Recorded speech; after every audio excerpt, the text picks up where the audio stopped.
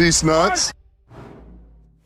Hey, howdy-ho, Lions fans. Welcome to the Detroit Lions podcast. This is episode 484.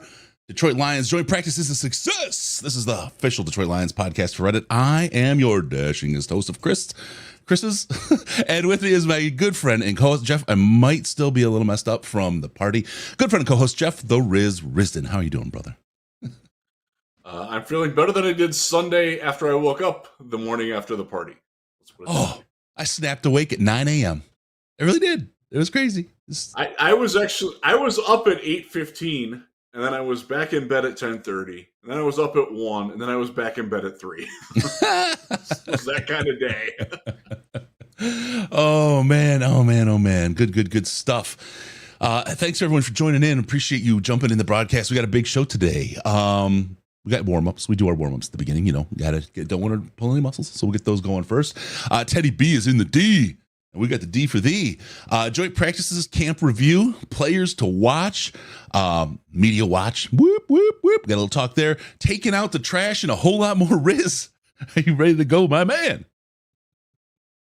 It's a great show. Oh, yeah. Let's do it. Let's kick this off and break it down.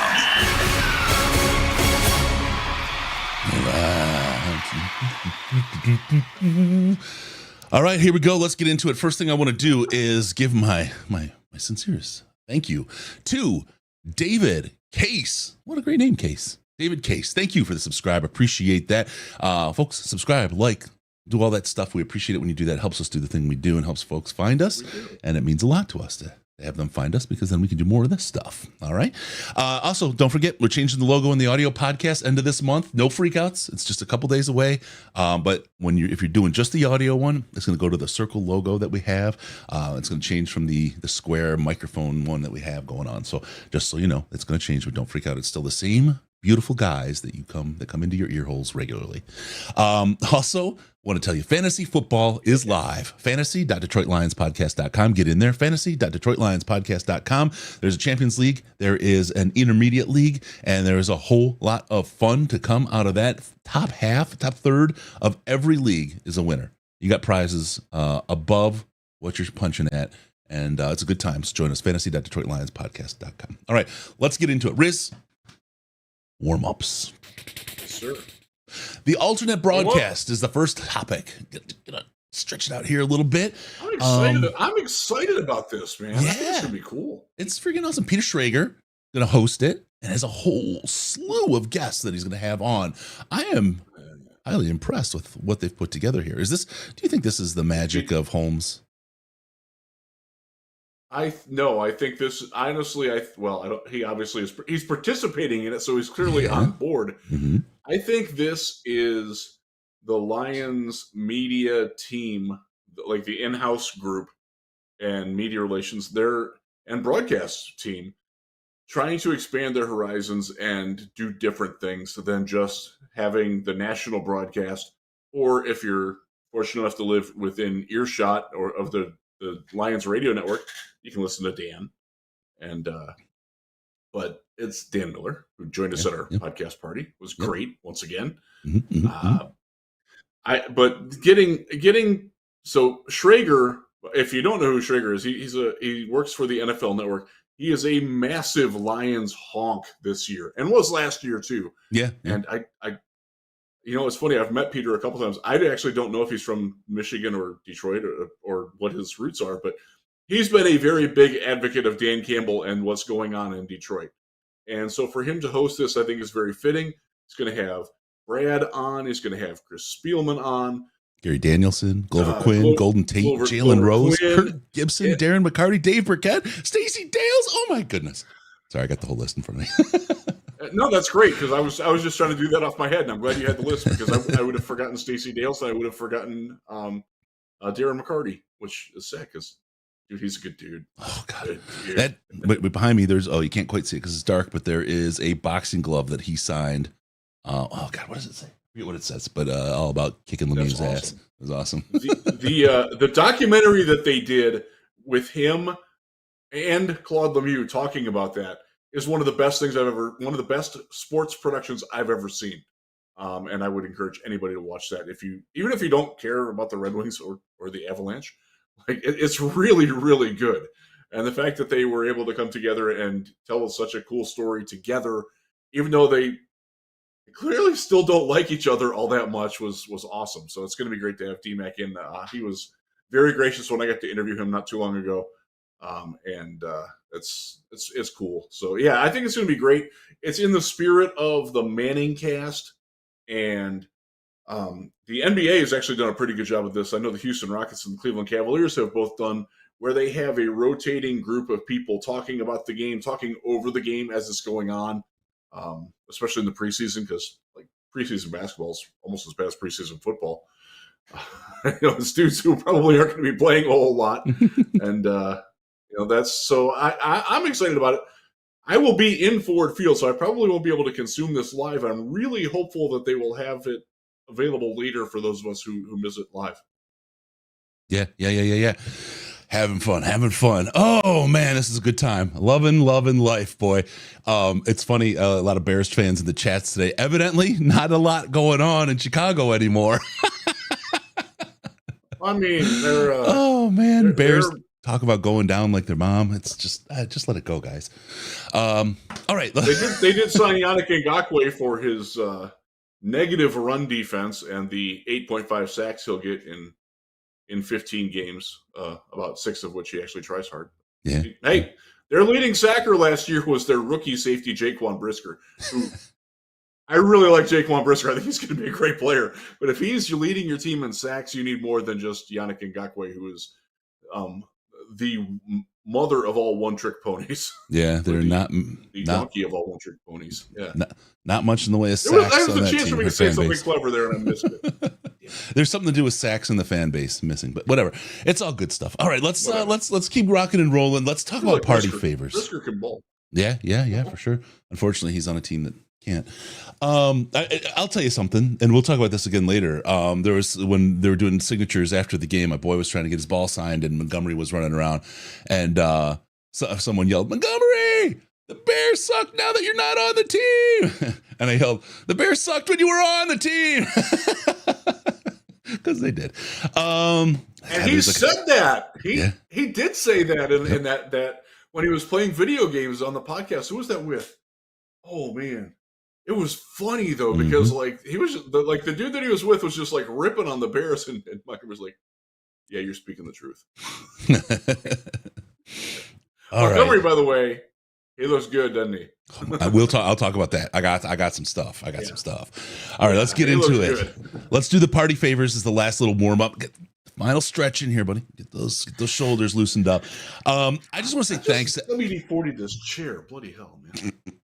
I just want to say thanks to everybody for coming out to the party. It was an absolute and complete, entire, and total riot.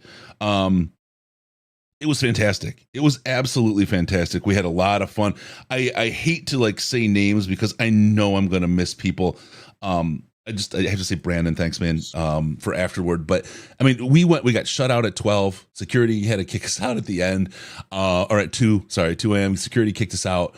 Riz stumbled to the car. I stumbled to the car. It was an Uber car when I say that. Our Uber, yeah. Shared our Uber with Jesus. Good driver, by the way. I gave him 5 stars. He was awesome. So did I. Awesome time. And the folks that hung out to the very end, there was like 20 of us at the end. Yeah. And it was all on. Good time. Arthur, thank you for the Jaeger bomb, by the way. Everybody, just thanks so much. It was a lot of fun. And just so everyone knows, Michelle is definitely always right. Have to listen to what she's saying. James, it was great to meet you too, man. It really was. It was a fun time. It was absolutely fantastic time. It was a lot of really good people there. We had several who have been to multiple parties that we hung out with. We had several newcomers. We had a lot of people have come from West Michigan, which and we actually had a little subgroup over to the side for a little while before we all joined forces. But it's great to see the West Michigan fan base. They showed up. I live in West Michigan. Yeah, they showed up. They did. And I want to give a quick thanks to Huge for helping promote the show on his show. Yeah. That was great of him. Thanks, Bill. Bill's been very good to the podcast, and we're trying to be good to him too. And you will hear me on there a lot in the coming weeks. Nice. So yeah, it's cool. And so thanks to the guys from Sparta who came out, and all of us. Like I met probably 15 people from West Michigan of the capacity crowd that we had in the wine room at the Uptown Grill in Commerce Township, where Sam and Rachel took fantastic care of us. They did a great job. Absolutely fantastic job. Sam was bringing me beers before I had finished the last one. Yeah. And I'm not in that sort of drinking shape anymore, so it was a little rough at the end of the night, but it was a great time. I came out way further ahead than I thought I would after drinking as much as I did. I like the next day I was literally just fine. I didn't even need any. So you were drinking the smaller beers. This is water. The pint. It's from Pirates Cup. Went to a Pirates game earlier this year, and I was drinking like the giant boots. Like I think mine were 22s, and I think yours were 12s. And I might have been overserved. Although we were there we got there at 6. We left at 2. Days. So we were there for a long time. It was so much fun. Fantastic. He gave me his old-fashioned recipe right here, which was nice, really, really fantastic. You were not the only one drinking those, my friend, and a lot of people made. Ash had one. Yeah, I met Ash for the first time in person. Ash that was there. Great. Ash ran the door. Thank you, buddy. Oh, he did so great. The angriest Canadian. Dan Miller was fantastic. Loved the repartee with Dan. He was so good, as he always is. He's so smooth, man. He's great. He's a great he did human. No show prep. He just literally showed up, walked up, had a piece of pizza, had a beer, and then was like, let's go. Like going. Yep. Like no prep time needed for Dan. He's just that good. Yep. True professional. Dan, we love you. Thanks again for coming out.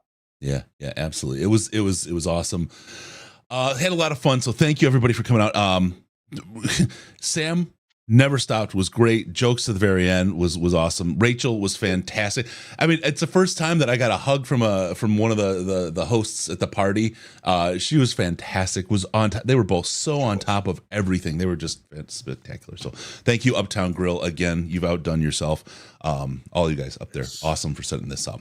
All right, let's get into this. Let's get right to, well, I don't say right to, but let's get to the juice of the show right now. First thing, Teddy B in the D. What's that mean for the team? Teddy Bridgewater. And we've just got, thank you so much to our listeners. I've got it right here. Hold on. Where's Nostradamus? He put it here. Compensation update for Teddy Bridgewater. Contract just came out. 2.5 mil guaranteed and worth up to $5 million. I love it. I think that's really well done for a guy like Teddy Bridgewater. Best backup we've had since Sean Hill. I think hands down.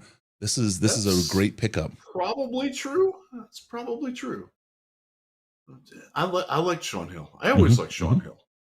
I do too. I'm one of those weirdos. I thought the 49ers made a mistake when they moved from him to Alex Smith. That proved not to be the case, but back in the day, I thought I've always thought very highly of Sean Hill. I thought that Drew Stanton could have been better than he was. He actually might have predated Sean Hill now that I think about it. But it didn't work out for him. It did not. It did not. Teddy Bridgewater here is great. And someone mentioned it in the chat. Let's see, where was it? Darn it. So much going on. What a deal on that. Oh well, I'm sorry. Somebody said it and I wanted to give him credit and I can't because I'm no good at what I do. Darn it. Anyway, the Hendon Hooker ability, there it is, Chrome. Thank you, Chrome. Hooker's going to learn so much from Teddy and Goff, and it's just fantastic to have. What a setup! Hooker is set up for a future of success. You've seen him throwing out there after practice. I remember seeing him at the Senior Bowl. We stood next to him at the Senior Bowl. We sat across the table from him, talking to him at the Senior Bowl. We talked to him for 15 minutes, and I see him on the field, and it looks like he's put on 15 pounds of muscle, 10 pounds of muscle. He's bigger than he was. Yes. Like, what the hell happened? Like, he looked great at the Senior Bowl, right? Other than the brace on his knee, but he just looks meaty out there, man. He's looking good. I think he's been doing a lot of like squats, because where I noticed it is in his thighs and like above the sleeve that he wears on his knee. Like you can see that that's different than it used to be. Like he's clearly put some he's not skipping leg day, but also like up through the shoulders and chest. He's definitely working out quite a bit. And again, he's not cleared to play. We can tie this into the Bridgewater thing, and that it probably indicates that Hooker won't play as at least early on as a rookie. He'll stay on the NFI list through the start of the season, which I this is the best thing that could happen to him.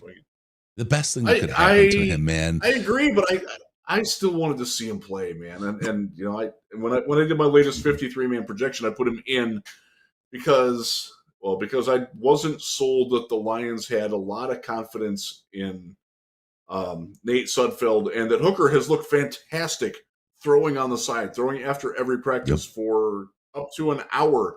One day he actually threw for over an hour afterwards, running on dead rollout sprints and throwing strikes out of it. Like, he's so close to being ready. Hopping backwards on 2 feet down Mount Patricia. I mean, you would never know that he's got a knee injury. But the fact that they don't have to rush him and the fact that he can get that much longer to rehab it is great. I love it. And that to me is one of the big takeaways of why Teddy Bridgewater is here. And one of the benefits that Teddy does is that you don't have to worry about Hooker this year. That's great. It's awesome. You never want to worry about hookers. You want those to be straight. For context, Mitch Trubisky got $5.6 million. Drew Lock got $4 million. Jared Stidham got $5 million. Love this deal. That's right, Captain James Kirk. Jared Stidham got $5 million. No shit. Yep. Wow. And what's really, really cool about Give his agent a cookie, man. What's really, really cool about this is that with Hooker, I want to see him play too. I want to see him out there in the field. But the fact that he gets to sit and grow and just kind of flow into the system a little bit. We've seen this work with people like Aaron Rodgers. We've seen it work with really, really good quarterbacks who get a little time to become acclimated and not put under the lights right away. This is great. And if this works, and this is going to help kind of build the argument for whether or not you need to sit a quarterback, right? This is going to help build a bolus of data on does sitting for a little bit help a quarterback? I mean, you need a lot of data points to make this work, but here's going to be another one. They're grooming this guy to be the very, very best they can be, and they're setting him up completely and entirely to be successful. I love that. I love that this front office and this coaching staff is playing the long game. We dropped $2.5, maybe $5 million on a backup to play the long game with a guy who probably has all the ability to play if needed in the first game of the season. I like the thinking. And it goes back to sending that message, like sitting JMO for most of last year, letting him heal. Right? It's the we care about our players. We're going to develop our players. This is a great place to be if you're a player. Come see Detroit. It's a destination. So I like it. I love the idea. Yeah, Destination Detroit. Yeah, it's great. So let's talk a little bit about what else that Teddy B signing means. To me, I'm not. A lot of people have interpreted it as being a shot against Nate Sudfeld, and I don't disagree with that. I think that Dan is certainly more comfortable trusting Teddy than he is Sudfeld. But I don't think that they were as aghast or down on the concept of using Sudfeld as what a lot of fans and some of us in the media have wanted them to be. Like they've liked Nate Sudfeld, and by and large, from what we've seen this summer at the practices, he's valid. Like, he's not bad. He isn't. He really isn't. He is. He will make mistakes, but Teddy will too. If you watch Teddy in Miami last year, Teddy. He wasn't very good in Miami. Nope. And that's a bit of a worry to me. And also, he was not exactly somebody. I'm going off Dolphins end sources. He didn't exactly work real hard at helping Tua. Now, if you know anything about Miami and their relationship with Tua, there's their Church of Tua Anon. There's all these different factions that either. He is one of the most polarizing players for a local fan base in the NFL, more so than JMO is in Detroit, more so than Goff was going into last year in Detroit. People either really, really love Tua, or they think he's not going to happen. and this two sides cannot reach a common accord. And generally, the people who were against Tua liked Teddy B a lot more than the Tua people did.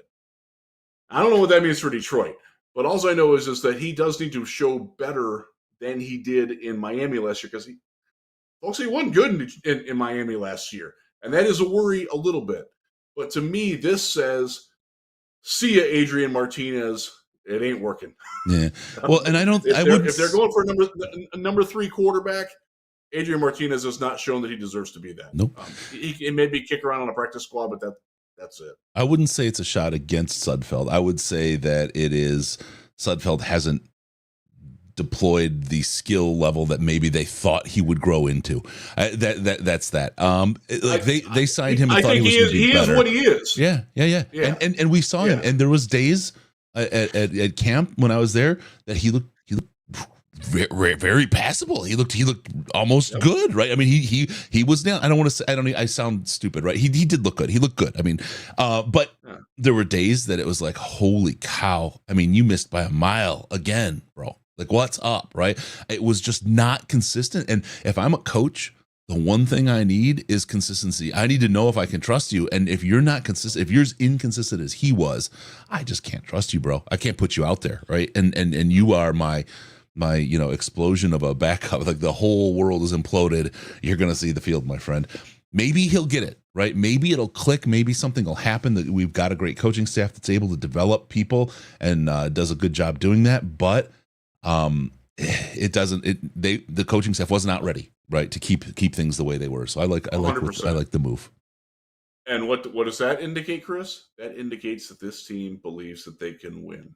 Absolutely, win a lot.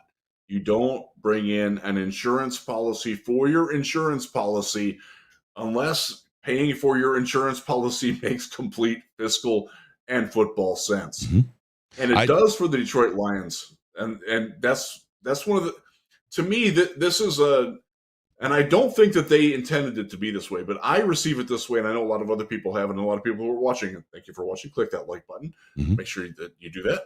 But we all see that this is a move that the Lions are aware that they're going to be good, or expected to be good, and think they're going to be good enough to get the like super fire hose in case of glass emergency thing.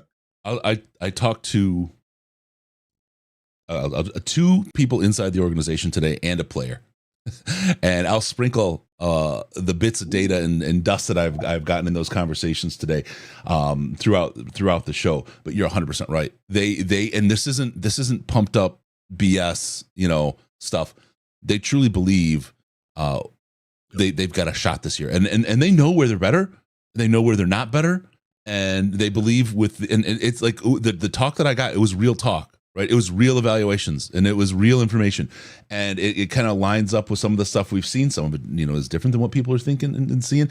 But there is a belief that this team is going to make it to the playoffs and do some damage. They truly believe that this team is going to do that this year, and that they have the skills and the abilities and the players who have improved in the offseason. Have improved the level of across the board. They are better. They're better. They're absolutely better. And it's most noticeable in the secondary, man. Holy crow. They're good. Yep. They're good, Chris. Yep. We'll talk about that. We'll talk about that because we will. Let's go. So Teddy, I can't curb my enthusiasm. I'm really, really excited about this secondary. Yep. They have a chance to be a top 10 secondary in the league, if not higher. Yep. Okay, so I have no problem putting my name on that either. Teddy Bridgewater is in the hizzy, and it's going to make you dizzy. Teddy Bridgewater is in Detroit. I mean, if I think back to Teddy in Minnesota back in the day and how worried I was about what he could become to today, right? And he's a backup. I'm like, this is fine. Before that knee injury, he was ridiculous. Yeah. Mm-hmm. Mm-hmm. And this is a guy like he had complications from that surgery too. Yeah, like he was. There was a lot of uncertainty, not just about like his football future, but there was question whether he was going to lose that leg. Yeah. Same thing with Graham Glasgow a couple of years ago when he got hurt for Denver when they played Dallas. Like to be able to overcome that mentally, especially at a position where you know you're going to get hit. Yep. For Teddy, man, that tells you a lot about his character, because it would have been very easy for him to count the $35 million that he had made at that point and go away. Yep. But he didn't, and he's still battling, and he knows he's not going to start and still keeps kicking around. And I think that's one of the reasons why Dan Campbell talked about him so glowingly before the press conference on Tuesday morning. Yep. When he was asked, what does Teddy bring?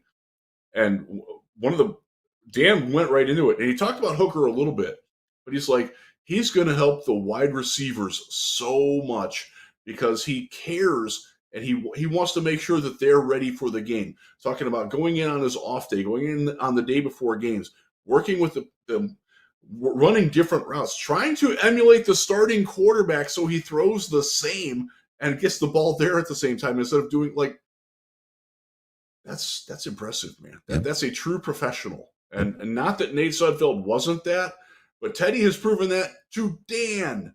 2020, was that 2019? New Orleans Saints, 5-0 without Drew Brees, with Teddy Bridgewater at the helm. He played fantastic and has actually done all that well since then. But the fact that it's in there, we're not expecting him to play, and the fact that he can keep, the elevation of the boats around all of us, that he can keep that tide rising, even if he doesn't play, that's not something that a lot of backups give you.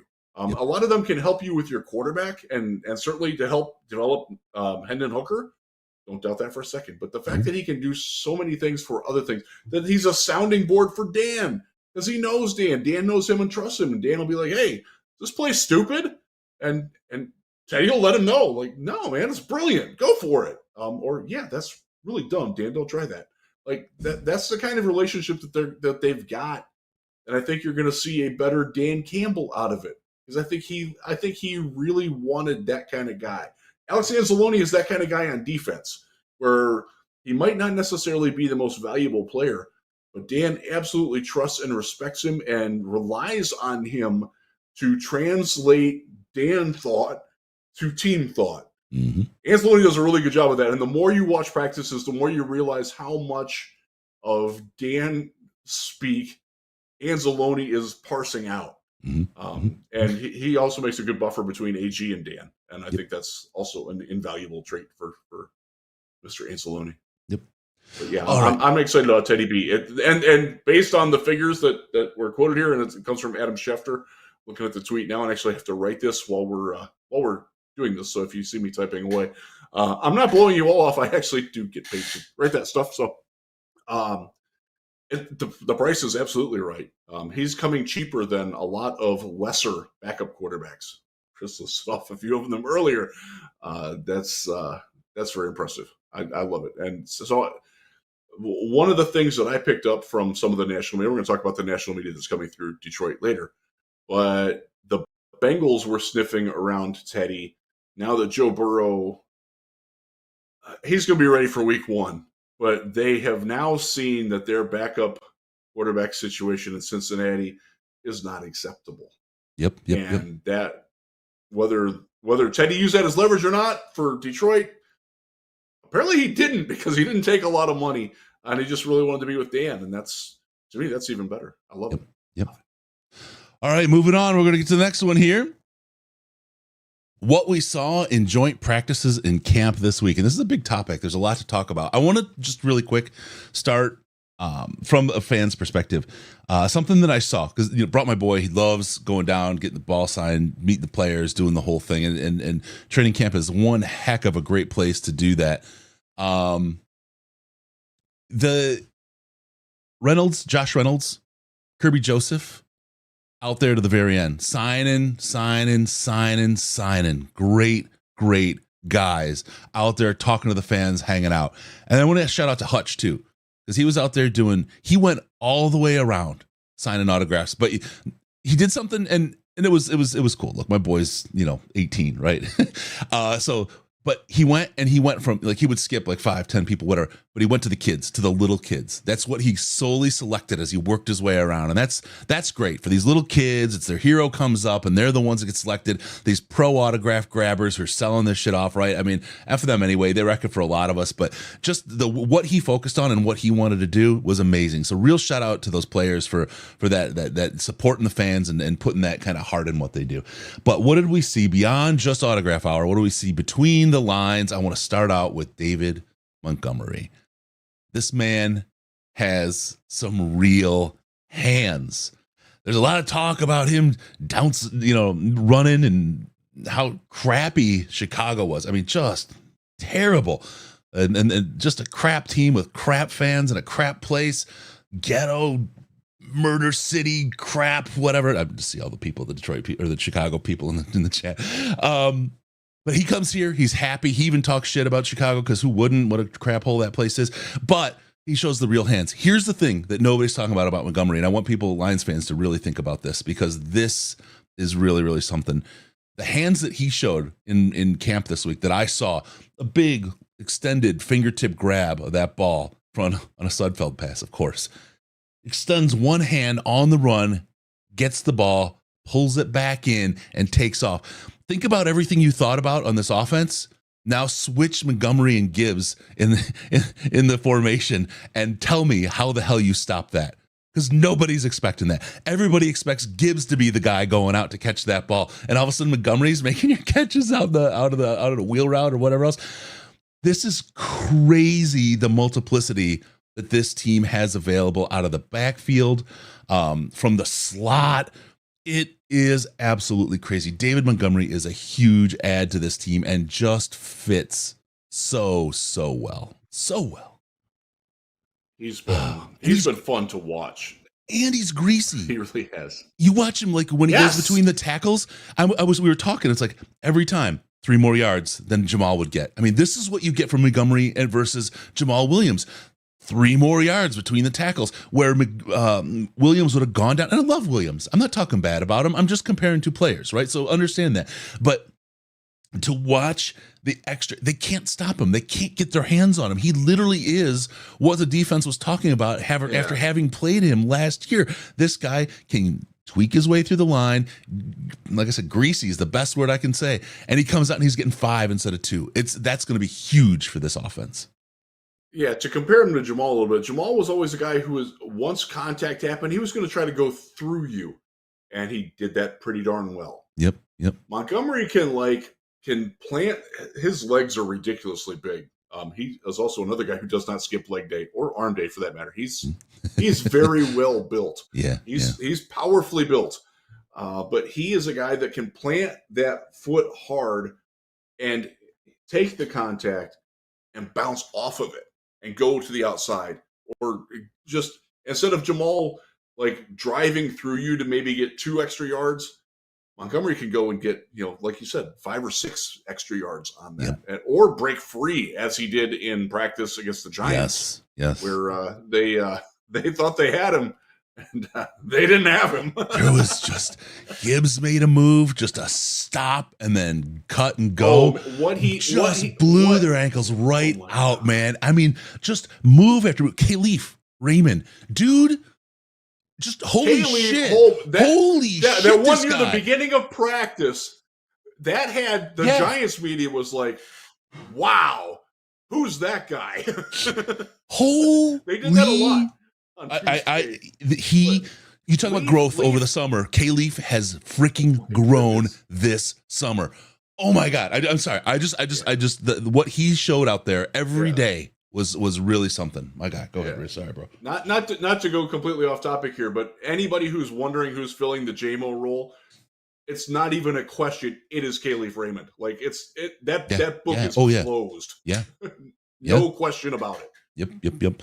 He will be starting in place of JMO, or I don't know if that's a starting role, but he will be playing a lot in that field stretching outside role, and he has shown. This summer, he has developed his route running enough that he can be more effective if you try to use him in the slot. And also if you're trying to use him in tandem routes with Amon Ra coming out of the slot, or Amon Ra. I thought of Eamon Reynolds, who is the Lions director of media relations, because he just emailed me. It's Amon Ra, St. Brown. And there's been a lot more. K-Leaf is one of the guys, we're going to talk about guys that we're going to watch later. He one of them. No doubt about it. Yeah. When you talk about positional value, right? Gibbs is one of the guys that on draft day, they're positional value. Woo.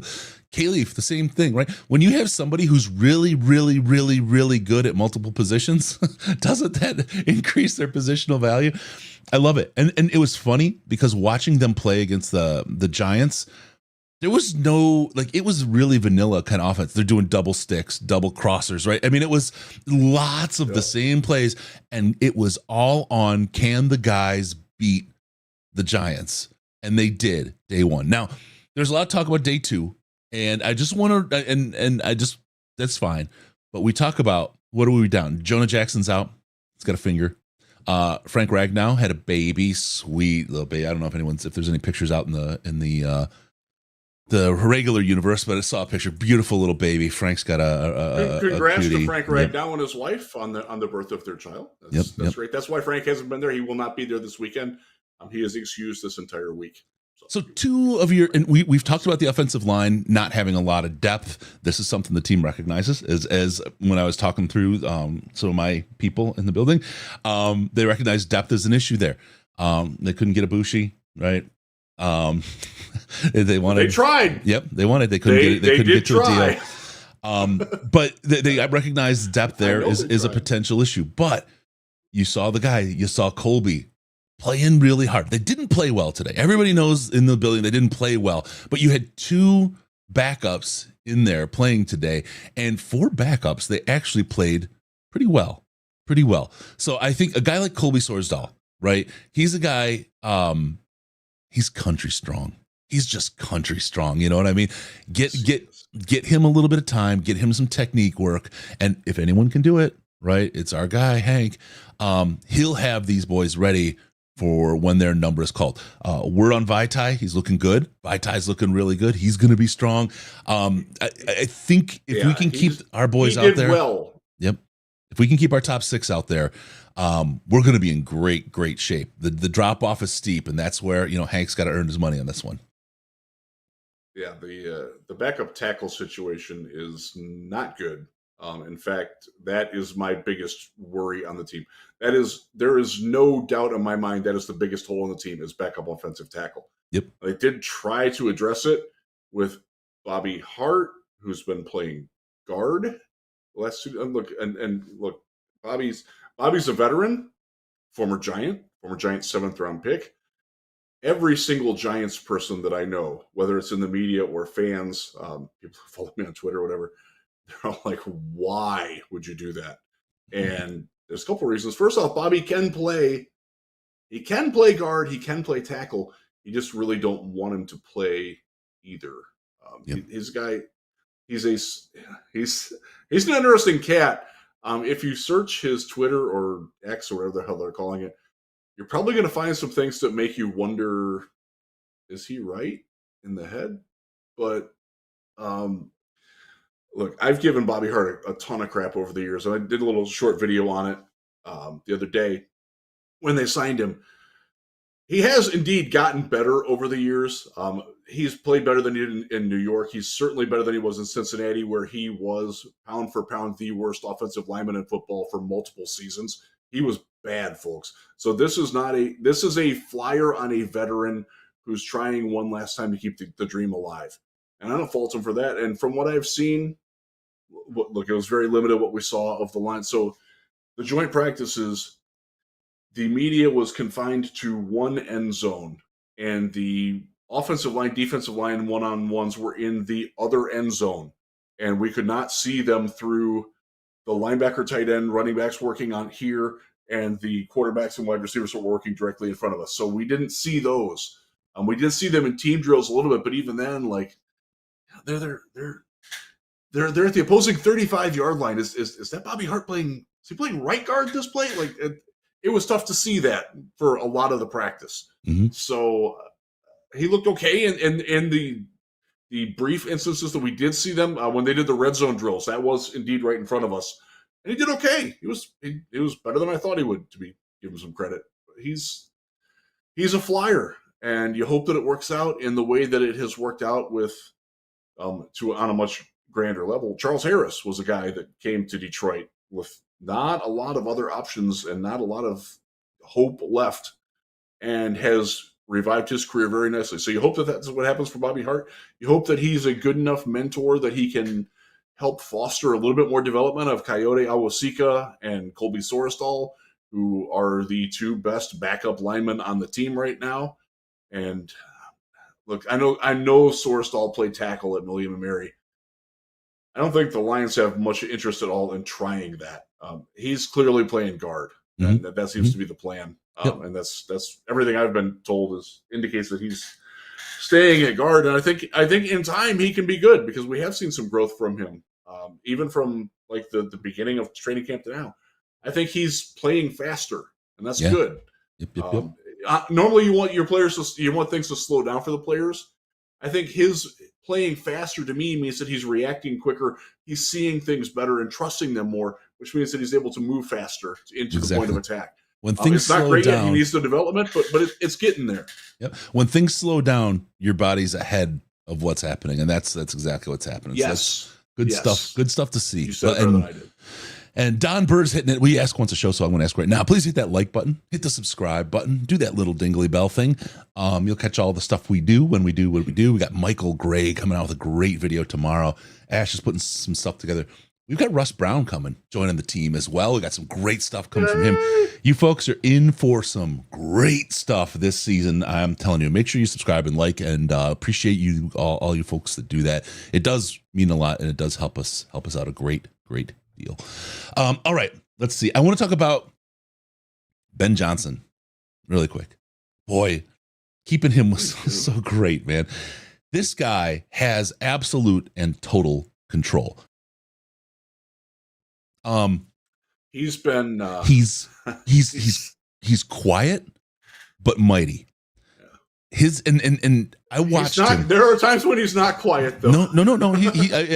I've seen him yell, but I watched him on the sideline wave his hand, and no less than 5 assistants started yelling and screaming at the players and rounding them into. All he did is wave his hand. Right? He didn't say anything, but they stood there. If you watch when you go to training camp and you have Ben Johnson standing kind of behind the defense while they're doing their thing, you watch him. He'll call in the play, he'll do his thing, and then there'll be 4-5 assistants down the sideline up amongst the players, because he's separated out by himself from the players with a couple assistants around him, and they're just looking at him. All they're doing is looking at Ben and looking for him to give them a signal of some sort, and then they react to it. He doesn't yell. I mean, he does yell. He can yell when he gets uptight. I watched him yell. At Hank. He does his thing, but he does hand signals a lot, and those guys immediately react and jump into action. It is a choreographed. It's magic out there. And Ben, again, there's a thing about him, right? And I think the way this organization works, and and just how they do leadership, how they work together, how they trust each other. Matt Patricia was a guy that thought you needed to scream and yell and stomp and to get your way.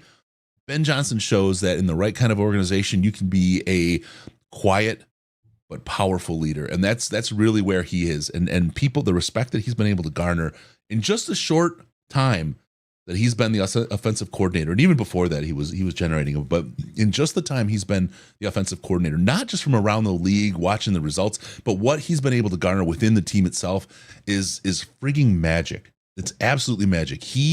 Ben Johnson is an absolute unit, just an absolute unit. He is a big Dan Campbell in a small Ben Johnson package. I love what he brings to the table. It's been fun.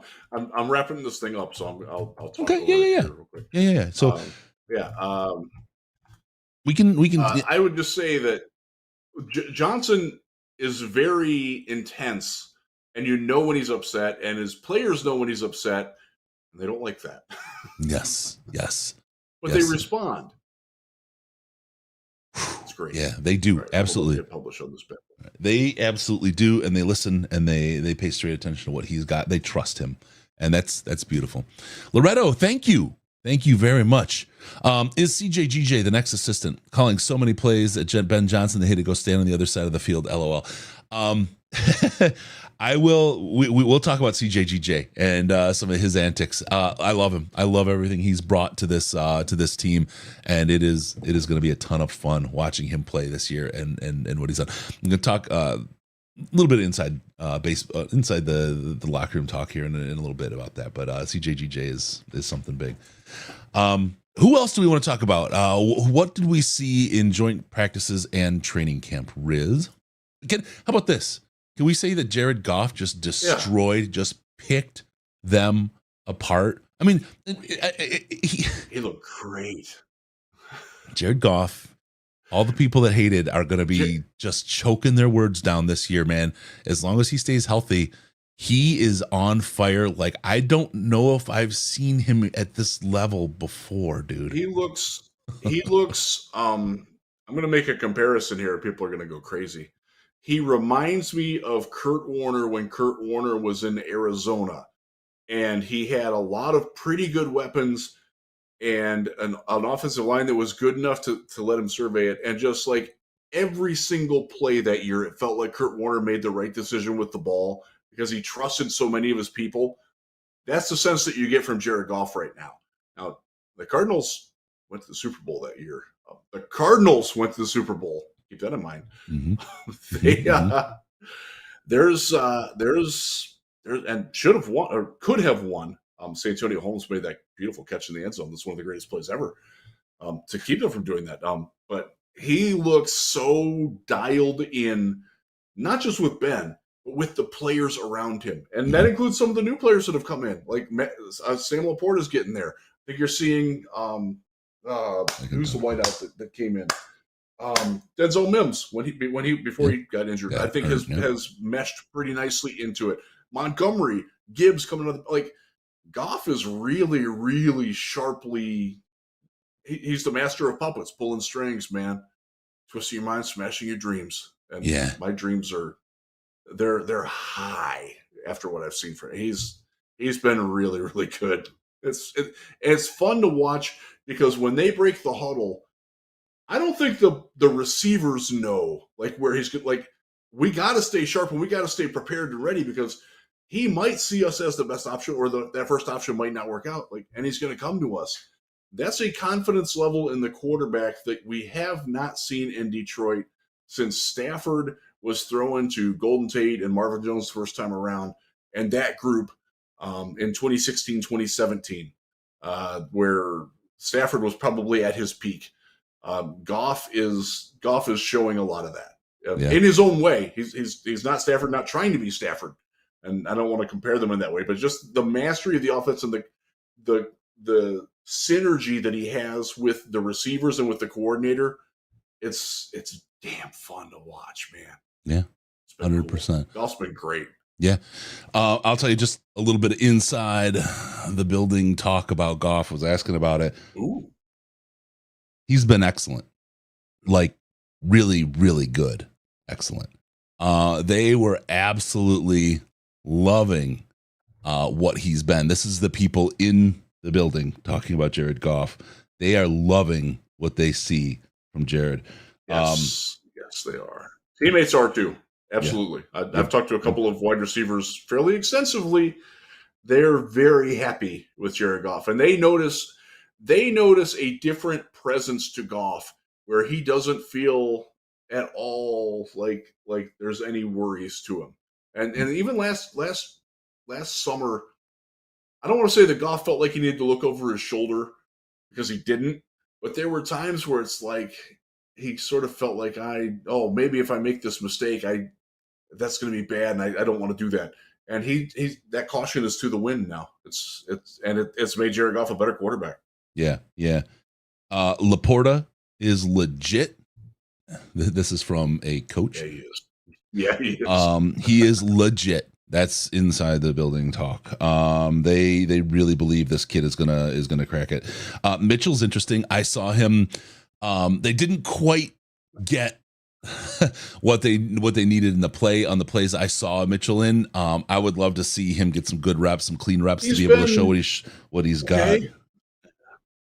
He's been working with the third. He's behind Brock Wright right now on the functional depth chart. The actual depth chart came out. I had to write about it. I don't remember where he's at, but no, Brock Wright is number 1 on the depth chart, and Laporte is number 2. That's not reality. Laporte is clearly the number 1, but I think Brock Wright is clearly the number 2 over James Mitchell right now. Mitchell, he's got to get more sudden in his movements in space because that isn't there for him yet. And the Giants. So we talked about it earlier. The highlight where Jahmyr Gibbs absolutely toasted Giants linebacker Bobby Okereke. Yeah. Bobby was all over Mitchell in coverage, like no quarter, and that's the area where he's got to get better. I will say that Mitchell's blocking and in-line presence has improved over the course of camp, so it's progress, but he's probably not going to be more than a solid reserve at this point. Mm-hmm. Thank you, Loretto, for the super chat. Does it have something to do with the improved secondary to help Goff this year compared to last year? I don't think the secondary. I'll tell you, maybe. Yeah, that's a good question. It is a good question. It requires some thought. Yeah. The thing is, and this is again, right now they're talking, and I know Riz, you're super high in the secondary, and I am as well. But the belief is that it's about number 20 defense in the league. Now, that's a huge jump forward, right? But there's some growth and there's some work to do. Now, if you say the offense improved a little bit, okay, we'll just say it's improved a little bit. Let's just say it's improved on par. So it's going to be the same or maybe one place better in the league than it was last year. Moving your defense to number 20 in the league absolutely gets you in the playoffs and probably kind of deep. So I've talked about it before. They remind me that go back to that Texans team that I talk about all the time. Yeah. Dead last in takeaways, 31st in pass defense, 32nd in run defense. The next year, they went to 10th, tied for 10th in takeaways. I'm doing this off the top of my head, but I'm pretty sure I remember this. They were 11th in run defense and 17th in pass defense, and they won a playoff game. Yep. With basically the same offense. In fact, they got worse on the offensive line and did that. Yeah. So, yeah. Yeah. I think that's where we're at. This team is really something. And if that defense, because I think the fine 20 is it's just fine. It's great. It's just 4 off the average, right? Than that. I think they're going to be better than that. If they can show themselves to be better than that, this team is absolute fire. Because I mean, just think about it. Like the Philadelphia game, so many games last year, they needed a stop or 2 stops. They scored plenty of points. When you score 35 points, you got to win the game, right? But as a defense, this is huge lift because you don't need a number 5 defense when you have like a number 1 offense, right? I mean, it sure helps. It's nice, right? But you can then start outscoring people. You're not in an absolute shootout. You just stop them 3 times a game or 4 times a game and you win, right? So. Yep. This is good stuff. This is good stuff. This team is set up. I agree with you though. I think they're better than number 20. I think this defense has the real potential to be something better than that. But that's the kind of belief right now where things stand. So we'll take that. And one of the reasons why I like that is because I've watched them and I've enjoyed watching specifically the linebackers play against the Giants. And Derek Barnes, Alex Anzalone, Jack Campbell, even Rodrigo at times have really stood out as being a lot better than what we've seen in Detroit's linebacking core in a long time. Barnes, and this is, let's just say that everybody who's been through Detroit from the outside is like, 55, man, what the heck happened with that guy in a positive context? Like, and you will see him listed by a national writer as the Lions breakout player candidate in an article coming very soon. Yep. I helped write it. So imagine if Goff took the team-friendly deal and we don't have to lose some of his incredible homegrown crop. I wouldn't even consider that an option. I do. That's just not what they do. I do. Not what they do. The NFLPA would not be thrilled with that, to understate emphatically that concept. Oh, well, they're not happy with how quickly we do our draft picks either. That's okay. That's the NFL. But anyway, either way, that's the NFL. Let's talk about somebody different, because this is a guy that I'm very quickly falling in love with. Riz, this is a guy that I love the character. Is this like Bischoff with BYU pass rushers? No. This is legit. This is real. I'm teasing Scott. This is. I loved the character. I loved, and I've made up, jokey kind of things when we talked about him before, but Brian Branch has become and is becoming the real frickin' deal, man. He is out there. He is him. He's him, bro. He is him. He had looked awesome every time I watched him play. All 3 days I was at camp. Brian Branch, and he's such a lovable guy. I'll just say it. He's a lovable guy. Again, he was super cool. Signed a ball for my son. Was just genuinely a wonderful individual when he was there. I really like this guy. I mean, he's like I said, very quickly becoming one of my faves from the character standpoint, from the play standpoint, from what he's doing, his grit, his everything, right? I mean, I'm really liking what I'm seeing. And again, Holmes somehow fleeces the league on this pick and shows up with an incredible player, it looks like. I'll put my draft wire hat on for a little bit here. Like, I still don't understand as a draft evaluator how he wasn't one of the 32 first players taken. He was my number 12. So I love the guy. Obviously, I wanted him at 18. I would have been happy with him at 12 after a trade. But yeah, his ability to read the receiver's cues and break on the ball and make a play on the ball in the air is rare for a rookie. Yeah, rare. Yep. It's. I think I said on this podcast this week, there are times when you can mistake watching Branch for watching Ed Reed in coverage. Like, it's that good. There's some deficiencies to his game that he's got to clean up. He doesn't always take the best routes in coverage, or especially in run defense. He is a good tackler, though. But there's a whole lot to like about this guy. And again, he doesn't have to start as a second-round pick. Like, how refreshing is that? That we don't have to find out if he's truly ready or not, because they have CJ Gardner-Johnson in front of him.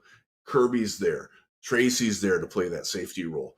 Will Harris, who has been a pretty darn impressive player this summer, and y'all know, if you've listened to this podcast for any amount of time, y'all know my feelings about Will Harris on the field. He's better, folks. He just is. Players get better, just as Goff has gotten better, and deserves the credit for it. I think Will Harris deserves not to the same incremental progress, but give Will Harris a little bit of respect, man. He's playing ball this summer. Yeah. He really is.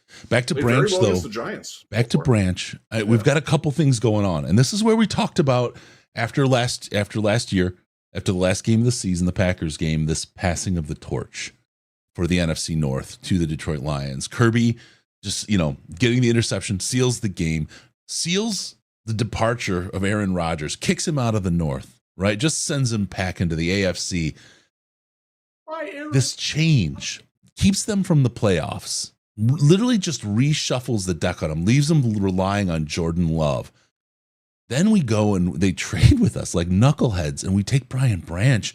This is incredible. This could really be the point where we turn them into the joke of the NFC North. If not, I mean, Chicago's working hard at it, right? But the Packers could very quickly at least become the joke for the Lions, the little baby brother, like, dopey joke, right?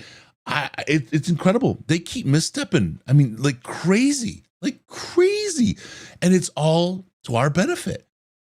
Keep marking these and hold these, because, folks, we've talked about this.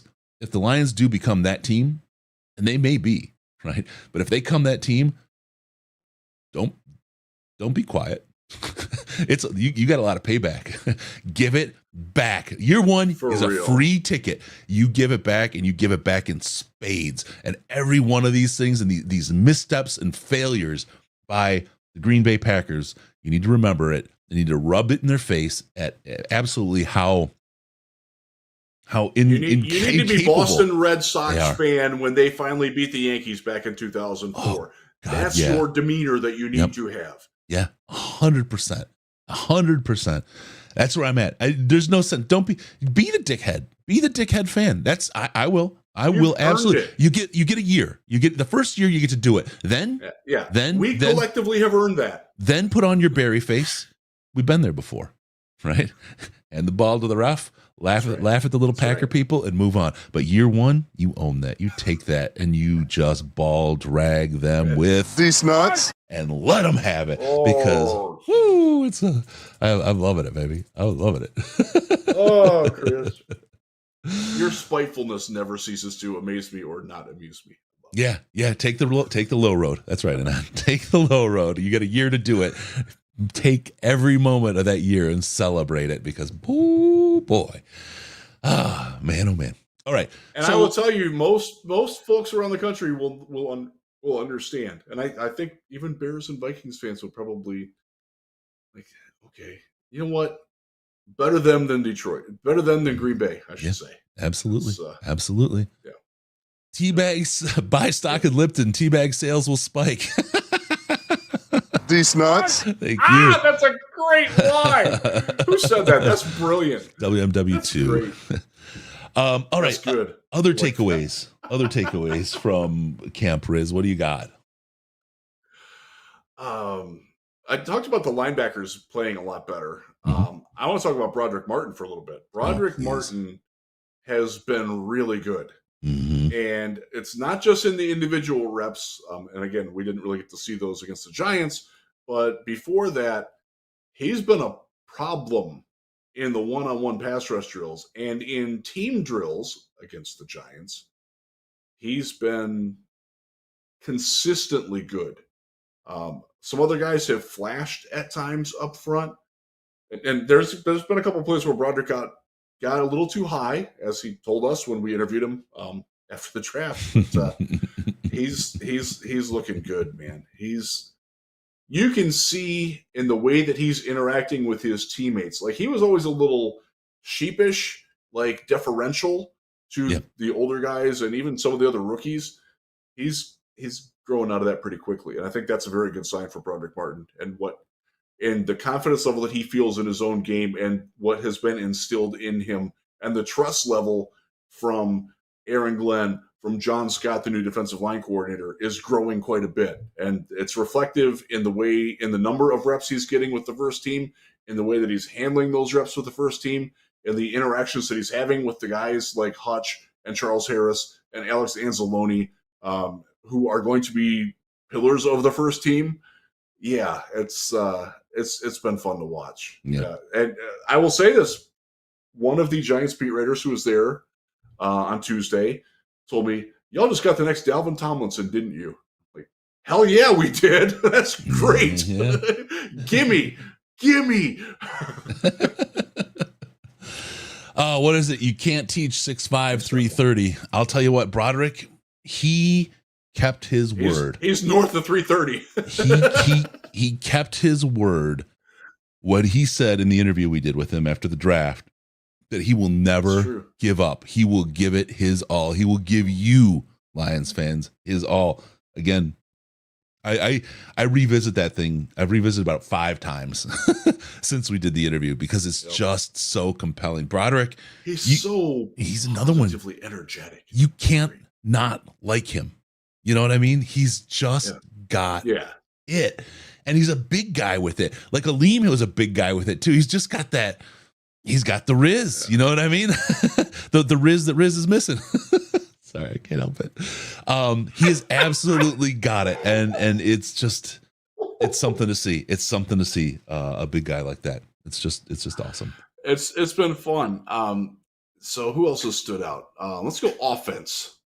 Laporta's been good. We talked about the backs. They're good.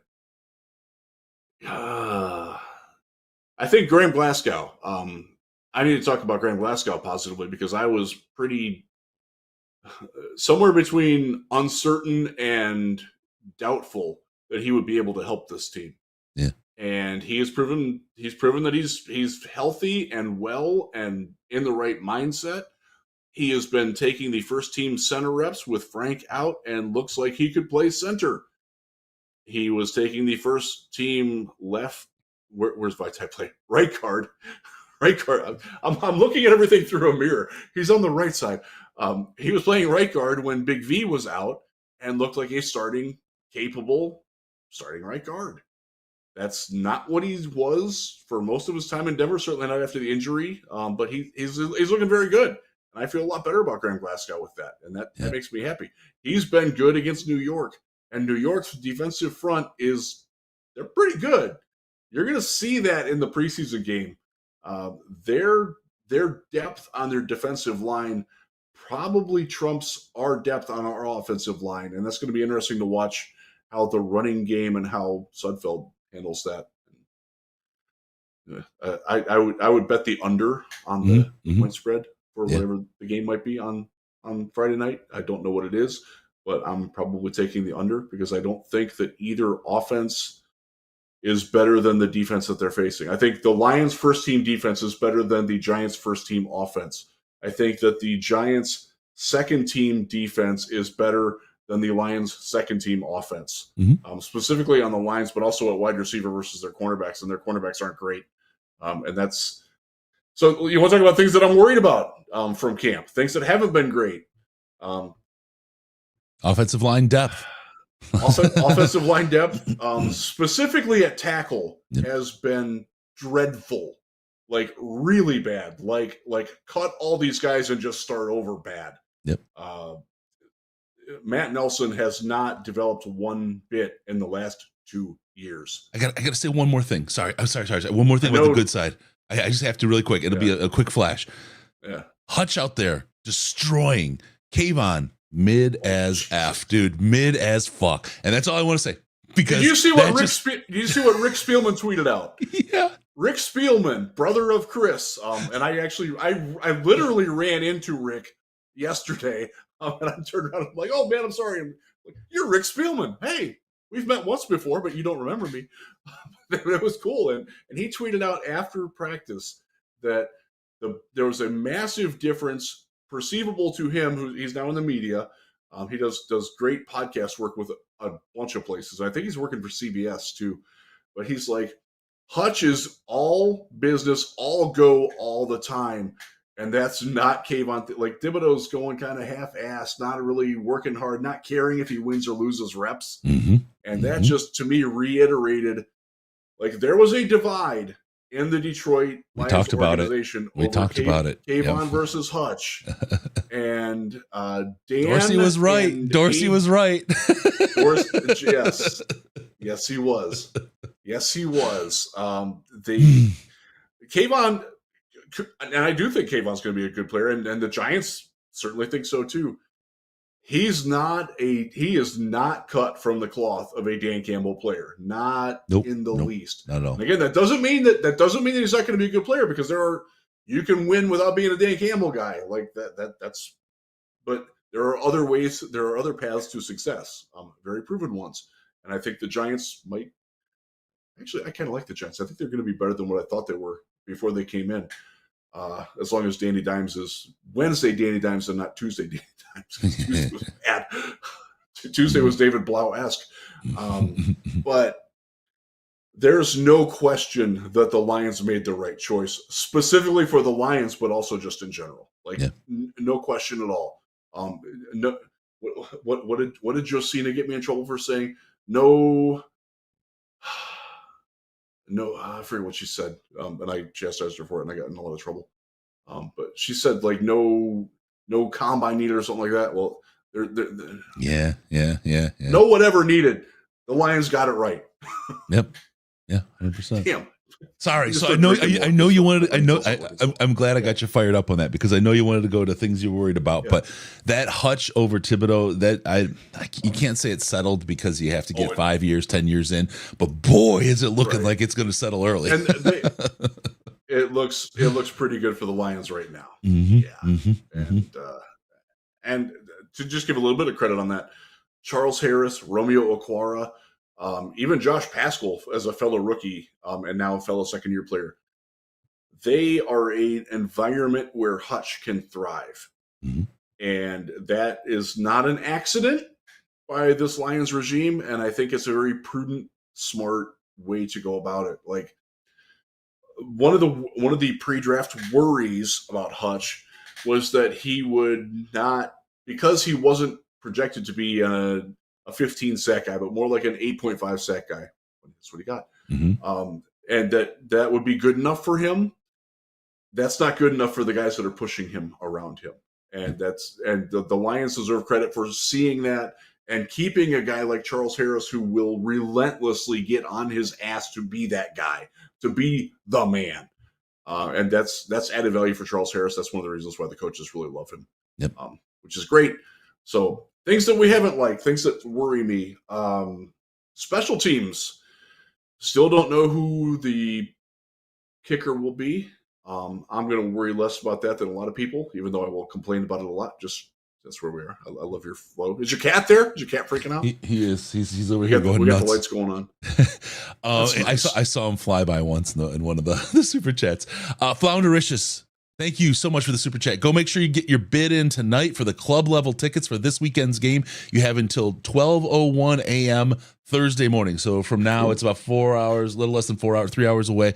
To put a bid, use hashtag LionsTix on Twitter. Just bid, give us the amount you want. You'll bid for those tickets. It's 2 club level seats plus a parking pass. The whole deal for the this Friday's game against the Giants, and every penny that comes from that bid is going straight to St. Jude. So it's all charitable. It's all good stuff. And you get to go to a game and have parking. It's everything you want. Just put the amount of money you're willing to pay for those tickets and the parking pass. Hashtag LionsTix into Twitter or X, or whatever they call it now. And we'll just pick the best one by 12:01 on Thursday, and we'll get you in touch with those tickets and go. Yeah. All right. Still. What else? A couple of things that are bugging me. Yep. Wide receiver depth has not been great. I was hoping for a little bit more out of Antoine Green. I was hoping for a little bit more out of. Oh, Tom Kennedy's gone. Josh Reynolds hasn't been. Josh Reynolds was really good against the Giants. I think Josh Reynolds gets bored practicing against the Lions, quite frankly, because he was really good when they played Indy last year too. So maybe he just needs like that other jersey to be out there. Let me talk about Josh really quick, and because here's what I'm here, and it's going to lead to one of my worries that's directly related to that. Josh has been very quietly balling out when it's time to ball out. When it means something, he's there and he's in, and Goff trusts him, and you see that connection is not faltered. It still exists, and he's a real key part of that wide receiver group for Goff. He's just, for some reason, a sense of security. Like there's a familiarity that's so important. Now, here's the other side, and here's the part that gives me a little bit of pause, because you got K-Leaf, you got Reynolds, you got Amon-Ra, you got, of course, J-Mo, you've got the guys that are really showing up, and then you've got Drummond, who's looking real good. And the thing that worries me is we're going to probably cut some really good guys on cut day. There's going to be some really good guys both on the defense and the offense that don't make this team. And we've talked about it a little bit before, but this is going to be the most extreme example of that we've seen in rememberable history. That's the thing that worries me, because anytime you cut a guy that's really good, in week 7, week 8, would he have maybe been better than the guy you kept instead? It's always such a balancing act to try to figure out. And do you get it perfect? Well, close. But I just hate the idea. I love the idea that we're so good, we're cutting guys that are good, but I hate the idea that we're cutting guys that are good, if that makes sense. Yeah, I get that. And Dylan Drummond is a great example. Dylan Drummond has been the second best wide receiver in Lions camp, and it's not close. Yep. Amon-Ra is Amon-Ra, and Amon-Ra is bound for a lot of Pro Bowls. Dylan Drummond has been definitively better than Denzel Mims or Khalif Raymond, and we've talked about how good Khalif has been. Mm-hmm.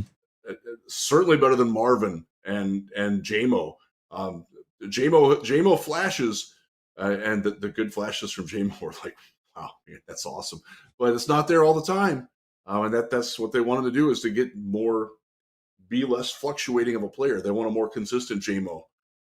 Drummond has been phenomenal. He, just in the 2 days of practice against the Giants, he's been the second best wide receiver field if you put the two teams together. Yeah. Again, I'm not sure that he's going to make the team because he's going to be wide receiver 5, wide receiver 6. You got to thrive on special teams on that. And the special teams have not been great in general for the Lions. Then I'm talking like punt coverage, kick units, kick return units have missed quite a few blocks and been guilty of some holds. So they're still working all that out. And Drummond, it's tough to be, 6 foot, 183 pounds, and be a special teams weapon. So I will say, I'll just say this: he's a lot better than what Khalil Pimpleton was last year. Oh my God! Remember the and hype I love that Pimpleton I got? love Pimp, man. Yeah. Well, how far we've come in a year? How far we've come in a year together? Wow. Pimp, by the way, I don't think is with the Giants. I should have the line. I have a Giants roster here, but he wound up with the Giants. He's been really. He's going to be really difficult to cut, and that's I don't. Right now, I would err on the side of him making it, and some of that is because, and we talked about this at dinner Sunday night when you and I and a couple of folks went out. Mm-hmm. Every single catch that Marvin Jones makes is a contested catch. Now, he's making a lot of them, and he's good at it. But it would be really nice if he got more than a half of a ball length away from a defensive back just once this summer.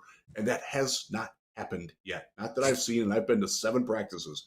I haven't seen him get open once. Kenny Galladay was a guy that always made the contested catches because that's the only kind of catch, the only kind of open he could get is a contested catch. Yeah. And they got rid of him because that's really not good for the style of quarterback that Jared Goff is. That's not what Goff does. Yep, exactly. And that's going to be one of the boy.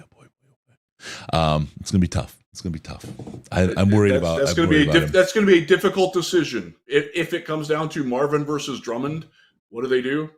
I couldn't tell you. I don't know. I think they go Drummond. I don't think they worry about the. Really? Yeah, I don't think they go with the vet. I think he got his move. He got his relocation. he's back in town with his cakes. Go ahead. Marv has been dealing with the back injury that kept him on, was that PUP or NFI for the first couple of days. Yep. If that's not still bothering him, that's bothering me because he does not. He is a lot of people. Oh, Marv, this is not 2019, folks. This is not the same Marvin. One of the reasons why the Jaguars were so willing to let him go was because they thought he was done. Yep. And thus far, I'm not going to say that he's done because I'm not going to doubt Marvin Jones, not one bit. But no, he hasn't shown. He's not been better than Dylan Drummond in this camp. He's certainly not been better than Khalif or Josh in this camp. He's not been better than JMO in this camp. He's not been better than Maurice Alexander in this camp. And there are times when you watch Chase Cota, who's got no shot at making this team, and Chase is getting more separation. And like you said, okay, if you got a guy who makes contested catches, that's great, but you got to have a quarterback that's willing to throw that. Stafford was phenomenal. One of my favorite things about Matthew Stafford was that he didn't care if the receiver was covered or not. Fuck it, I'm throwing it. That's what made Stafford great. You do not ask Jared Goff to make those kinds of throws because he won't do them. Yep. If you ask him to do them, he's not going to do well at them. And that's going to be a interesting thing to watch as we go forward. I'll tell you something that has me worried. And it's more, how do I say this? It's more for fans than anything else. And it's the JMO thing. And the reason, look, you don't want the capital that you traded for JMO to He's go been to good, waste. You don't want it to go to waste. Okay. And yes, it's terrible, but everybody misses. And we've done really, really well in the draft with the hit rate. Brad Holmes is far above average at this point. Pretty interesting to see. I'm telling you that there is some concern, and it showed itself when you watched down the fan sideline every day, JMO doing the bean bag at the warm-ups at the beginning of practice. Yeah, so he's doing it. No big deal, right? But now, think about it. They put him right in front of the fans, walking his way down the sideline, doing the little hacky sack over the shoulder catches, working his hands, working his catch, right? Because why? Yeah, they're working on teaching him how to. There's two reasons that he's there, though. Number one reason, I don't know if it's number one, but one of the reasons is showing the fans that they're working on it and he's working on it. Number two is showing him that everybody's watching. And this is putting a little bit of pressure on him and showing him the gravity of the situation, because I'm not certain that JMO's had that kind of gravity around him before. The game has come relatively easy to him over the years. We talked a little bit about work, and that might have been in Slack, or we talked about that a little bit more in depth. There is still worries inside about JMO. I think he has all the ability in the world. I think if he can get his concentration right, he'll be fine. But my worry is if JMO doesn't work out, the meltdown of the fans. Bottom line, I think this team will be fine without him. It'll be better with him. JMO, as we've talked about, has to play out and play out to whatever he's going to be. We don't know anything until we see him and get games under our belt. That'll probably be week 10, week 12 before we really have an idea of what we have in JMO. Until then, we talked about it. Don't worry about it. But I'm worried about if he doesn't work and he doesn't meet what people thought he should be, or he's only mid of what people thought he should be. The meltdown and the fans it's going to be the focus, because Lions fans, there's a certain contingent of every team that's the kind of SOL kind of, or SO whatever the team is kind of fan. They always exist, and sometimes they get a louder voice, other times they don't, their voice isn't as loud, but I'm just worried that will give them a voice, something to tear down a lot of the success. It'll probably happen when the Lions have the one or two bad losses of the year, and it's just going to be such a shitey week that week. I know and it's going to happen when something goes really bad with JMO. I know those things are going to, those stars are going to align, man, and it's just going to be, so that's what I'm worried about, because I don't, look, and I'm not saying this is going to happen. If JMO's an absolute bust, oh well, we'll be fine. We'll move on. Yep, we wasted some draft capital. Our hit rate is still higher. Brad Holmes is still a better drafter than the majority of the GMs in the league. If JMO hits, which I hope he does, I really, really hope he does, we're that much better, and it's great. But that my worry is the fan reaction, and it'll be an overreaction if things don't go well with JMO.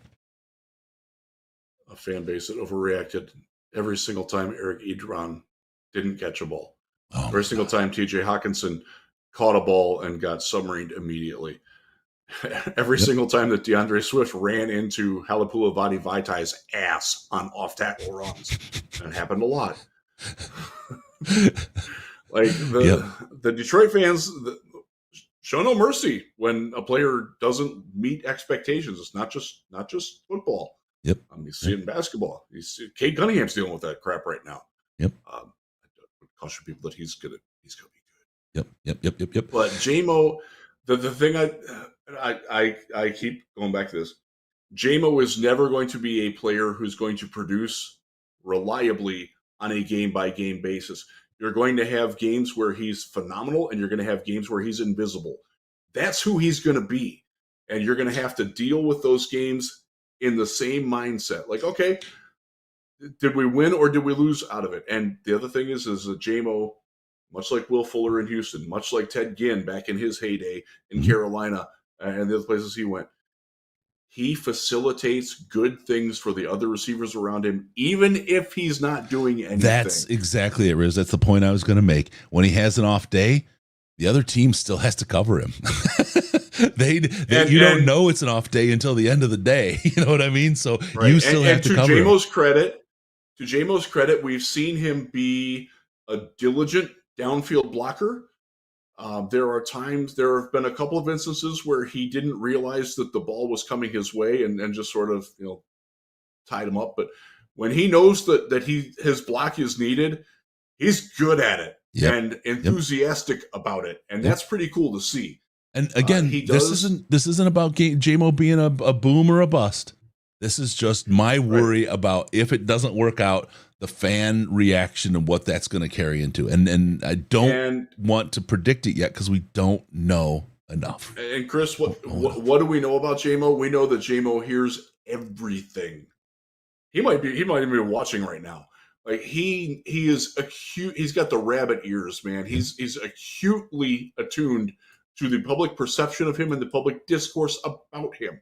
I think it does impact him. But I think he enjoys some of the people not used to it because he comes from a place that's different from where a whole lot of people come from. And people are going to learn something. People talk, diversity is our strength. You're going to learn something about a guy who came from a different place than a whole lot of other people did. And I love it. I love that kind of example and that kind of thing for people to learn from. I love what people can see here.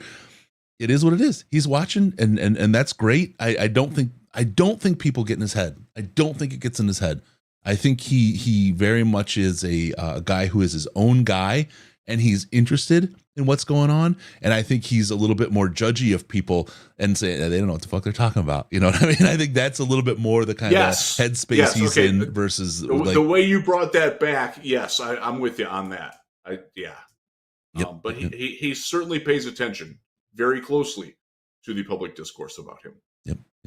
And I don't think that's a good thing. But again, he's 22 years old. He's been a healthy professional for 8 games? Yeah. I think 6 or 8 games. He's caught 1 pass. He's caught under 100 passes in the last 4 years playing football. Like, this guy's green, man. He's precocious. Yep. You gotta let him grow a little bit. You can't make definitive decisions on a guy who's done as little football as he has. You just can't. Yep. That's the way it is. All right. Let's get into the next topic, Riz. We talked about, I knew that was going to be a long one. Yeah. And this one, and Sorry. she did too. Lions' first preseason game. Oh, no. Players to watch. How did I not see that coming? I got to get savvier. I have 2 teenagers living in the house, and they don't help me with that. And that's sad. That's okay, buddy. We still love you. It's okay. Thank you. What do you want to watch? I heard somebody was writing an article about this. Is it out yet? They might be. They might have been writing it feverishly up until the very second we went on the air. I brought up a couple of them. Broderick Martin is certainly one. He's going to play a lot.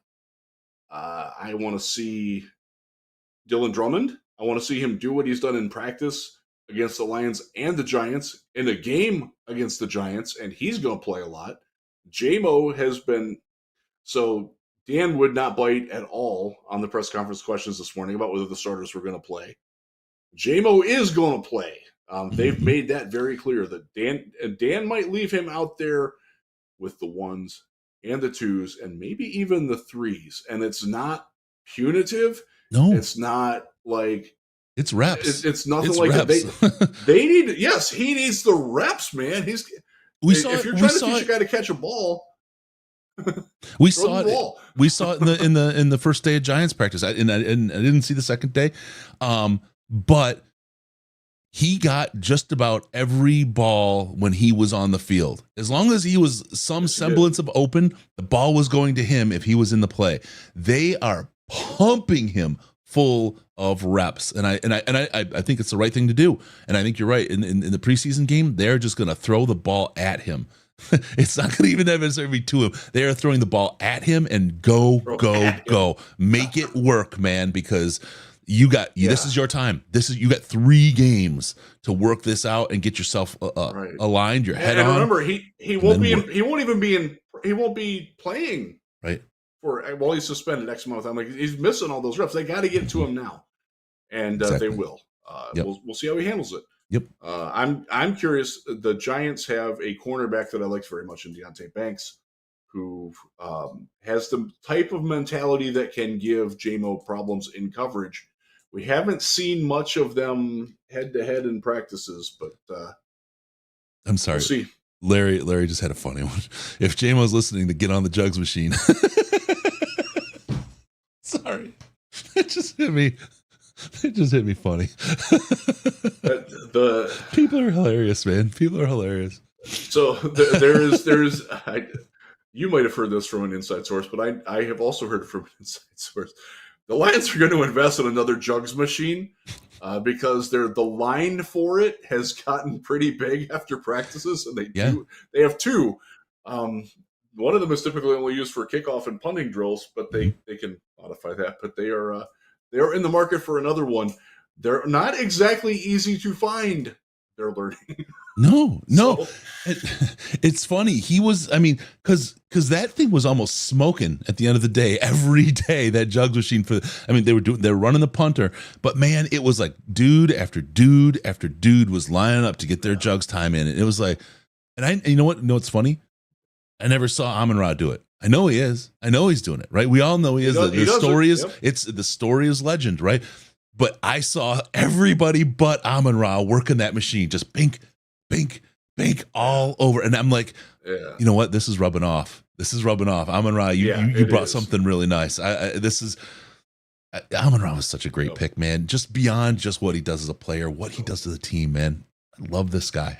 He's infectious. He's proof that not being fast is like, you can still be a fantastic NFL wide receiver if you're not fast. And he's not slow. He's not fast. But Tease Tabor proves that you can't be slow as cornerback. That's very true. He's still kicking around too. That's crazy. Good for him. Yeah. Good for him. Who else am I going to watch? I am going to watch Obena Eze because I think he's got a shot to steal that backup tackle job. Because again, it's not happening with 67 Matt Nelson. Jermaine Ifedi looks like he's going to be gone the very minute the third preseason game ends. Like, okay, we don't need your body anymore. See ya. Just not happening. Who else am I going to be watching? Eze has improved. I will give Hank some credit there because last year he was not good, like nowhere close to being NFL ready. And this year, we'll see. We'll see Friday night. I'm looking forward to that. Yep. I am curious to watch Levi Onwuzurike because we see two very different Levi Onwuzurikes in practice. In individual reps, in one-on-ones, he looks like he can play. He looks fine. And then you get into team drills, and he's on his ass, or he's being pushed out of the way. He's getting stymied as a pass rusher, because every motion he makes is straight up. I made a joke. I made a funny in the Slack that I was going to start calling him Paula Abdul because he's straight up. Now tell me. Okay. I need to see him, much like Broderick Martin, keep your ass down, dude. Like, he's built. I know he's had back problems. Levi is a very impressive physical specimen. Like, he clearly didn't miss weight room time, but he can win one-on-ones. But there's a very big difference between winning the one-on-ones and winning in team drills. And right now, he's doing pretty darn well in individual drills, but in team drills, he's third and fourth team defensive tackle and a little bit of defensive end. He's not getting many wins in those, and that's against the Lions' third and fourth team offensive line and the Giants' third and fourth. He had. I don't want to say that he gets blanked because he does have some successes, but man, if he's going to make this team, he's got to have more of those in team drills because individual reps can only take you so far. You equate it to being a basketball player. My son is a very good basketball player. He's probably not going to beat a lot of people one-on-one, but 5-on-5, you absolutely want my son on your team because he's going to make everybody around him better and plays off of other players better. And I've harped on Levi's lack of practice experience. I don't think he has a really good feel for how to play off of teammates and how to react to game and practice situations all that well, other than just winning individual drills. Yep. And I need to see him do more of that. So I'm very curious as to how he's going to perform. I hope he goes out and gets 2 sacks and makes the team, because they need a guy like that to come off the bench. I'm interested in his curve, right? In the arc, Yeah. and I need more data points to see, because I think the dots are going to be low on the chart early, and I think as long as they're trending upward, we're seeing it. He's not had contact in a long time. He hasn't been in the trenches in a long time. So okay, I get it. You're going to come back and be rusty and not winning. That's fine. You got to start winning, man. You've got to show improvement. You got to show that your trajectory is the right trajectory, because we've invested a lot in you already, and we're about to continue to invest a spot in you, a very valuable roster spot. It's easier to kind of carry a guy on IR. It's hard to carry a guy on the active roster, and that's where the big thing is, where you've got to at least be showing that you're going to earn that spot by the end of the year. Otherwise, can't hold on, bro. Can't hold on. As much as we'd love to, can't do it. Yeah, and he's battling. He's battling with Benito Jones. He's battling with Christian Covington. Battling with the big guy from Notre Dame. I'm looking at him and I can't think of. He's a big dude too, and he's had his moments as an undrafted rookie. Chris Smith, thank you. That came to me through the ether. Anything with Chris, somebody out there online was going to put it in the comment section, and you telepathized it to me first, and I appreciate that. Telepathize. So there are. I want to look that one. He's clearly behind Kaminsky, Pascal, Aleem. Hutch has played more of that inside than we probably thought he was going to. Romeo has played better in that role. There's not a clear path to Levi making it. He needs to start showing that he can. I do believe he has the ability to do it. But like you said, Chris, man, he's got to start showing it, because individual reps will only take you so far. You've got to win in team. And this is his chance. It's an opportunity for him. A good opportunity, because I suspect he's going to play the entire second half. And the Giants' offensive line depth, I don't have the roster in front of me. Damn it. It's over here. Let me read off some of the names on the. By the way, their font is ridiculously small. Try reading that crap. I've got you. I can't actually. Who are these people? Matt Pert. I actually like Matt Pert. Well, Riz there's a lot of names on there glasses. of guys who are never going to play above the USFL, and he needs to win against them, and he can, but I need to see him do it.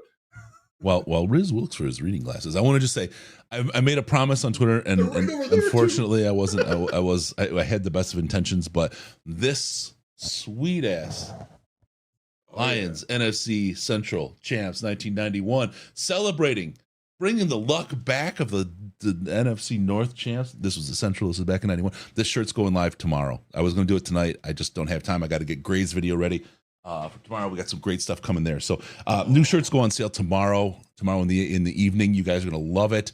I wore it at the party. It's a great shirt. A big hit. It's an awesome. Dan Miller shirt. loved it. Yeah, he did actually. He wanted one. We gotta get him one. Real quick, a few other players. Few quick other players that I'm going to watch. I want to see if Jason Kabinda is worth keeping. I don't think he's in roster peril, but damn, we talk about this in the media group on the sidelines a lot. Why or what role does he serve that can't be served by somebody else? He needs to show us. I think the team has full confidence in him. I don't think he's going anywhere. But I think a lot of us in the media, and I will certainly raise my hand on this, wonder why. Because he doesn't touch the ball. They don't even give him the ball in practice. Like, he doesn't take handoffs. He doesn't catch the ball in practice. He's a blocker and a special teams guy. Can't you get somebody else to do that might be able to actually touch the ball? Like Mo Ibrahim, who's another guy that I'm going to watch. Because Mo has had his moments, but is also not. And they signed Divine Ozigbo today, running back from Nebraska, who's bounced around a little bit. I don't see a path to Mo making the team. It just hasn't been there. But he's got a shot to do it, and if he shows out on national TV, that's going to get him somewhere. But Craig Reynolds, above him on the depth chart.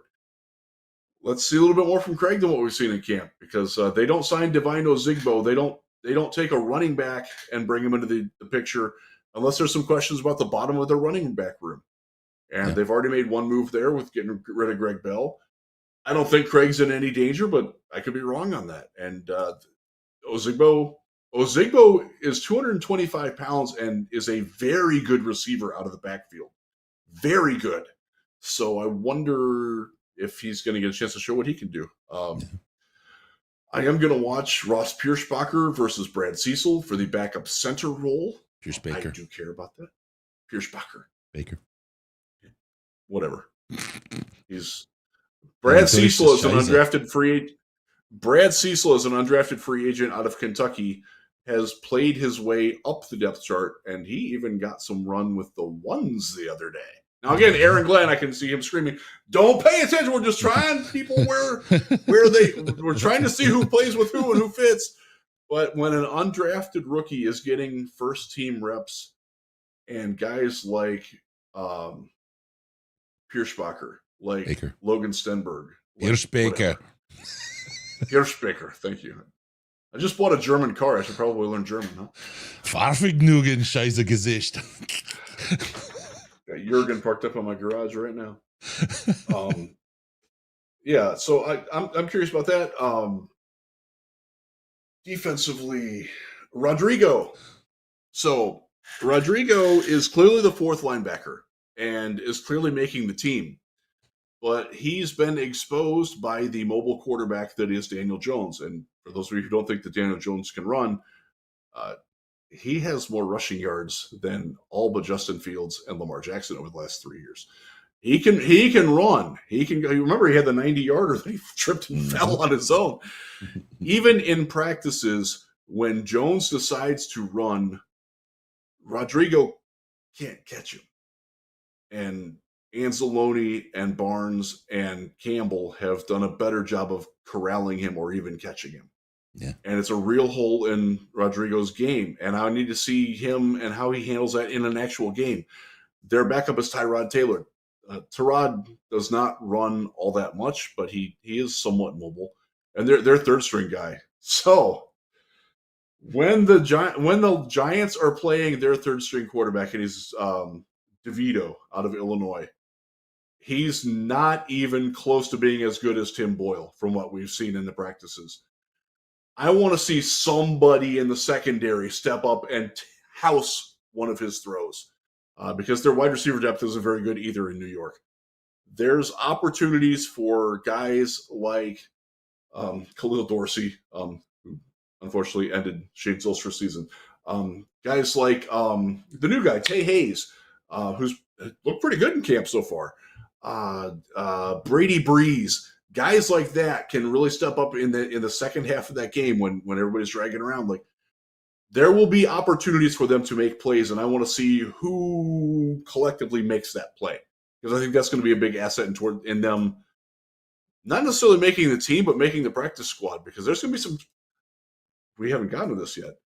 When you cut as many good players as the Lions are going to, not all of them are going to stick on the practice squad either. Like, they're going to get better offers elsewhere if they don't get claimed. Like, oh, why do I want to be the 14th guy in the practice squad in Detroit when I could be like the second guy on the one in Cincinnati or Tennessee or Tampa Bay?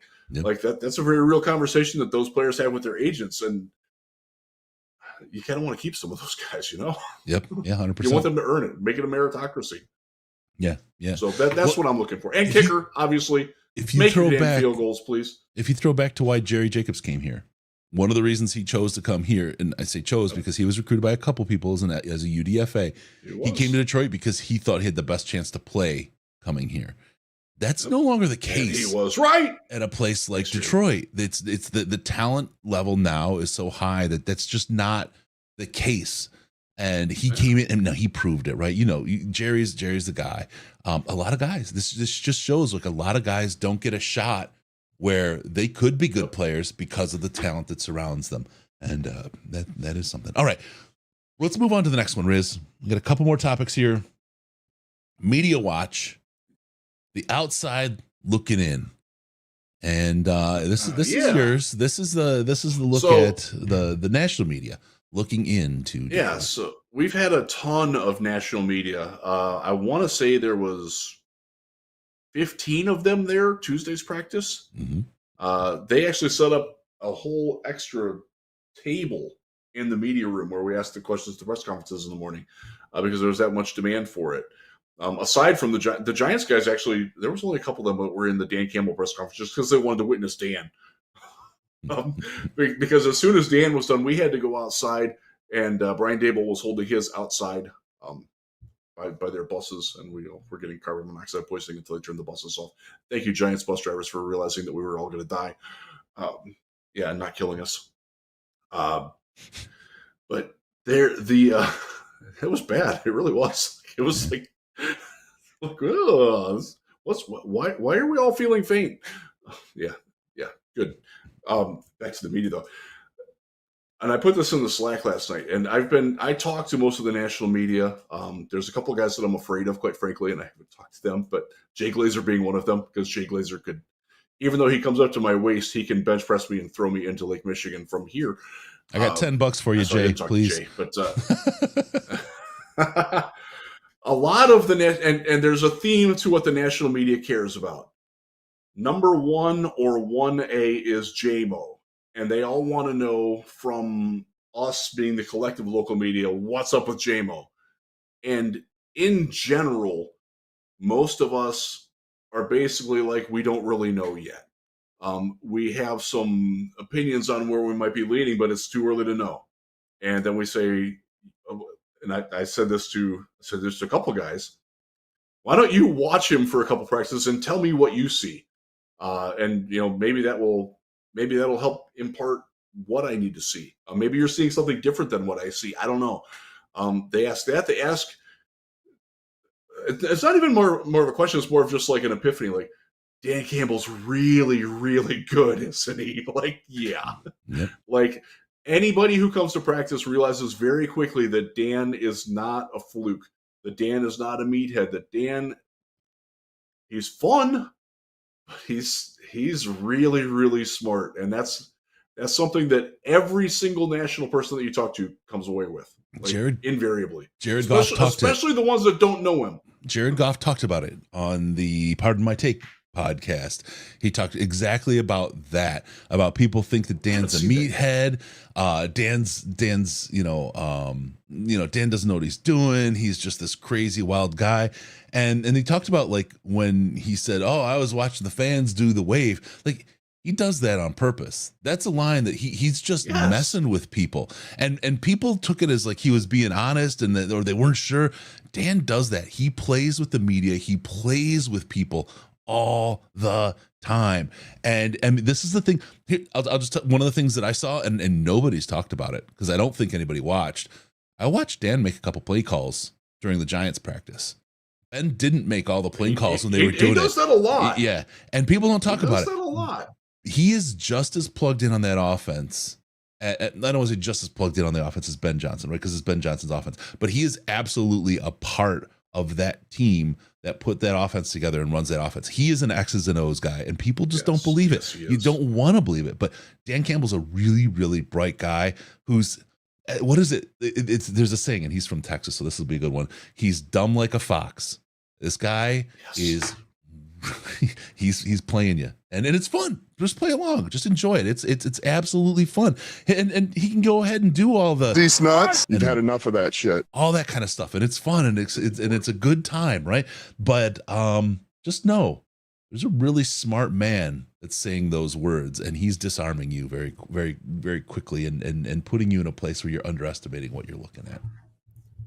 So then I'll get to the last one, because this is one that a lot of Lions fans won't agree with or like, and it's been very consistent. And a couple of the members of the Lions media will back me up on this. When we talked to the national media, they're, I don't want to say skeptical of Jared Goff, but they do not have anywhere close to the level of belief in Jared Goff that I have, or that Chris has, or that the fans have, or that the team has. Almost to a man, and there are a couple of notable exceptions, and I will bring those up in the Slack. I brought one of them up last night. They're concerned /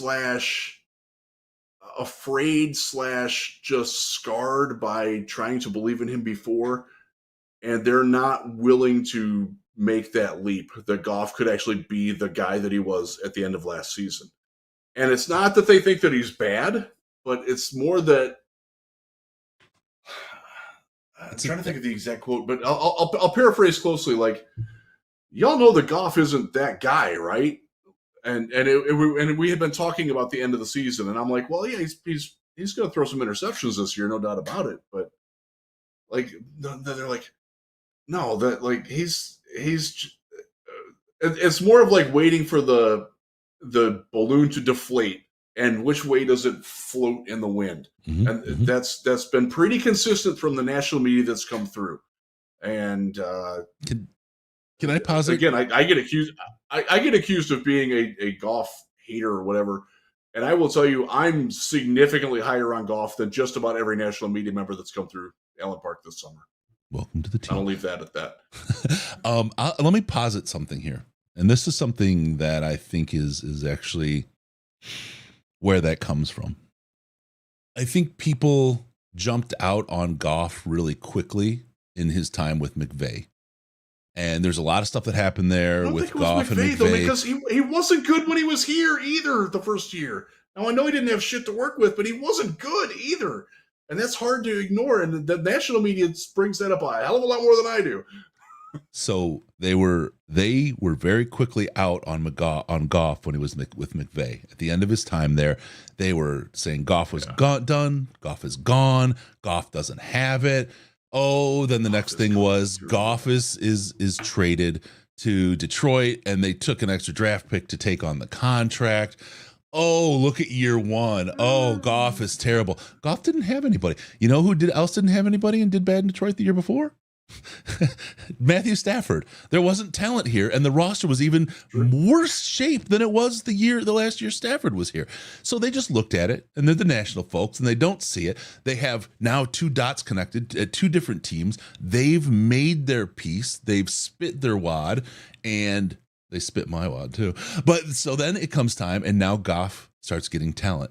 Now Goff starts having resurgence. Now Goff is surrounded by players, and now, and I'm telling you, by the people in the building, Goff looks great.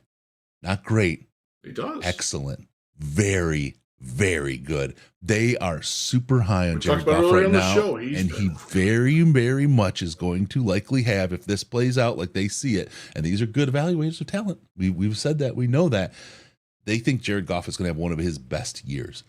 And the national media, because they're national, you have 350 million people as a potential audience if you're national media, and you've dogged on somebody for a couple of years, you don't want to be wrong. You don't want to be that publicly wrong. And you don't all want to have to go on the parade of apologies for being so freaking wrong.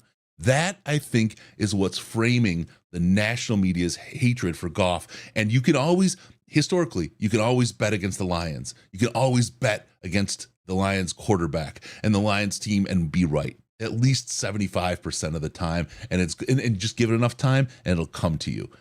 I don't know that they're going to get that luxury this time. So I'm interested in seeing how it plays out, but I have a sense or a feeling, I could be wrong. And I'm happy to be wrong because, you know, it's part of the deal. But I have a sense or a feeling that when this plays out, there's going to be a lot of crow and a lot of hats getting eaten by national media. And that's where they're coming from, I think. So there you go. I don't disagree with that at all. Let's see. They were so in on the belief that McVay being the young genius, that's part of it too, right? That is part of it. Yes. Yep. That's still a very real phenomenon. But I will say, when we do talk a little bit about the Rams with the national guys, because they still care about Stafford. They actually want to know what we think of Stafford quite a bit. And honestly, I don't really think about Matthew Stafford. He's not here. I don't cover him. I think the Rams are going to be awful. But with or without him, I think they have a legitimate chance to win the number 1 pick this year. I really do. I might be wildly wrong on that, but they're. If only we'd convinced them in one more first-round pick to take on. On Goff's contract. All right, Steve Shattuck, thank you for the super chat. Loretto, thank you for the super chat. It's not them questioning or hating Goff. because if Goff is something, then the Rams coach kind of screwed him over and ruined him, and the media can't handle that. No, I think Loretto, that's exactly what we're talking about. There's a little bit of love, with the McVay angle, because the national media really does love Sean McVay, in an unhealthy way. Now he's accomplished. He's won a Super Bowl. Created that Rams team was really bad for a long time, including when Jared Goff got there. That he was the number 1 overall pick back in 2016. Yep. And it took them a little bit, and then good Jared Goff 2017, 2018 with better players around him got them to be respectable, and Sean McVay was part of that. Yep. McVay was a young, innovative coach, did some things that brought out the best in Goff. And we saw that, but then their relationship soured for any number of reasons. Goff regressed, fell off, however you want to call it. Aside from that, and a lot of people don't want to admit that he's recovered. That's very. And Sean McVay won that battle of public relations. Is probably the best way to say it. Yeah. And it's difficult for people to lose that. You're going to see that play out in Indianapolis very soon, by the way, if Chris Ballard keeps making the decisions that he's making and Jonathan Taylor leaves. Because Chris, right now, I would tell you, in the draft media, Chris Ballard is adored, the Colts GM. Yeah. And beat writers and national, analytical people are like, why? Okay, he had a nice little run. That run's over. And it's getting bad. Now, they might hit with Anthony Richardson. We'll see. But that's it is interesting. And I really think Richardson's a guy that would benefit a lot from some time watching another quarterback. I think he's going to have a tough go. I'm not sure the Gardner Minshew is the guy that he needs to watch. No. All right. Next one, we got another media watch. A week of unforced miscues. This is the inside media. And, look, you can go deep here, but just a couple things about what we saw this week on the signing. Okay. I had to think for a second what we were talking about. Now I know. I'll just start really quick. When a bunch of people, especially who are related to a single organization, tweet something, but no one says anything, that's marketing. It's not news. Okay, so just understand that. And I think this is when we start talking about the fan side of this and where fans kind of jumped into it. This is where fans got it wrong, right? They missed the fact that this was marketing. This is people trying to sell themselves for something. But what we saw was what was the equivalent of a bunch of high school girls chanting, "I've got a secret," and then not telling you what the secret was. And it's like, ooh, the fans get all worked up, right? And then when it's time to announce it, and then the heat starts coming in because it gets announced. Well, no, we're journalists, and because we didn't have a second source, we didn't report it. And what was all that other stuff, right? And I know, and I'll just say for one person in particular, Eric Schlitt got caught up in it, and he took shit he didn't deserve because he got accused of things saying things or tweeting things that he didn't. So just for the record, Eric was clean on this one, but. You got people who are stuck between two roles. On one hand, they claim they're journalists and they're the people you should listen to and they're the ones that have the right news. On the other hand, they're screaming around, "I've got a secret," and doing this, and then they delete it all, right? And the same thing. The funny part is everybody on this had the same source. Everybody did, and there was just one group that was acting like suddenly they had sources that they had developed, and running around doing this silliness, deleting pictures of gloves and all. It's like. It was marketing and it was silly. Yeah. Oh God. It was a disaster. This all happened Monday. I was largely offline on Monday and I'm glad that I was. Yeah. I missed all of this. They deleted it all. They tried to scrub it. And now, journalists don't delete. They issue corrections. Never. Right. They who was a journalist in the whole thing and who had the same source? Justin Rogers. He acted like a journalist would act. He did this to actually as standards of a journalist, right? Just because someone tells you they're a journalist or they're credentialed, it doesn't make it number true. It doesn't make it true. The whole "we're first" and all this stuff, it was misplaced. Be right, don't be first. It was an absolute. I've been yelled miscue. at that several times. And I could go balls deep on these guys, but I'm not because The other side of it is fans jumped into this pit face The first. fans, oh my God, they threw gasoline, kerosene, propane into, under the fire. And like, that's actually how I got privy to it, was because fans were tagging me on Twitter or X or whatever the hell it was. Like, yeah. What? I don't know what you're talking about. I didn't hear any of it, but I will say there are two people who are credentialed media and one person who works adjacent to the Lions. It's probably the right way to say that. Who all texted me wanting to know if I knew what was going on. Like, I don't know. Everybody's looking for another source. That was very interesting to me, and I didn't know. We wound up having a little bit of fun in the Patreon Slack, the best $5 a month you can spend, making guesses as to what it might be. There were some wild guesses by people who were by people who don't have sources, who were trying to pretend that they had sources and hoping that they got lucky and got it right. Yeah. And don't be that guy, man. Don't be this that is all guy. about the pre-Teddy announcement. It's dealing in rumors and then claiming you didn't report it because you're a journalist.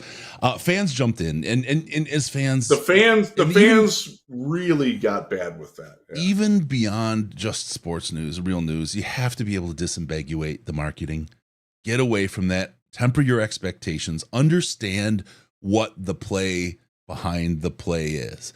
Right? Understand what's being done, because a lot of the stuff that these people it's a manipulation, and it's a formula, and it's a sad reality. I'll just tell you like what we're doing. Yeah. Peaceful Tim. When we do our info, we talk about it. We talk about things. It's just dust. I can't read this chat, but I can see that. Yeah. It's, we approach it like a business. We monetize it, kind of. We use the Slack. That's where we call it dust. That's where we disseminate a lot of the inside information. We told you on the show, Ben Johnson got the job. We told you on the show well before anybody else did. We also told you on the show that Ben Johnson wasn't leaving. We didn't tell you. We told Slack. You on the show that the Lions were absolutely not drafting Jalen Carter. We told you in the Slack, and I even posted it on Reddit on a subreddit that people saw afterward, that Steve Hyden and Dre Bly were getting hired. We told the Slack that Aylin was out, and the Slack knows why the old linebacker coach DeLonga is gone. All those things, those people know. We keep it to the people, and it's DeLeon. Sorry, I'm thinking of Chase Long, wet leg.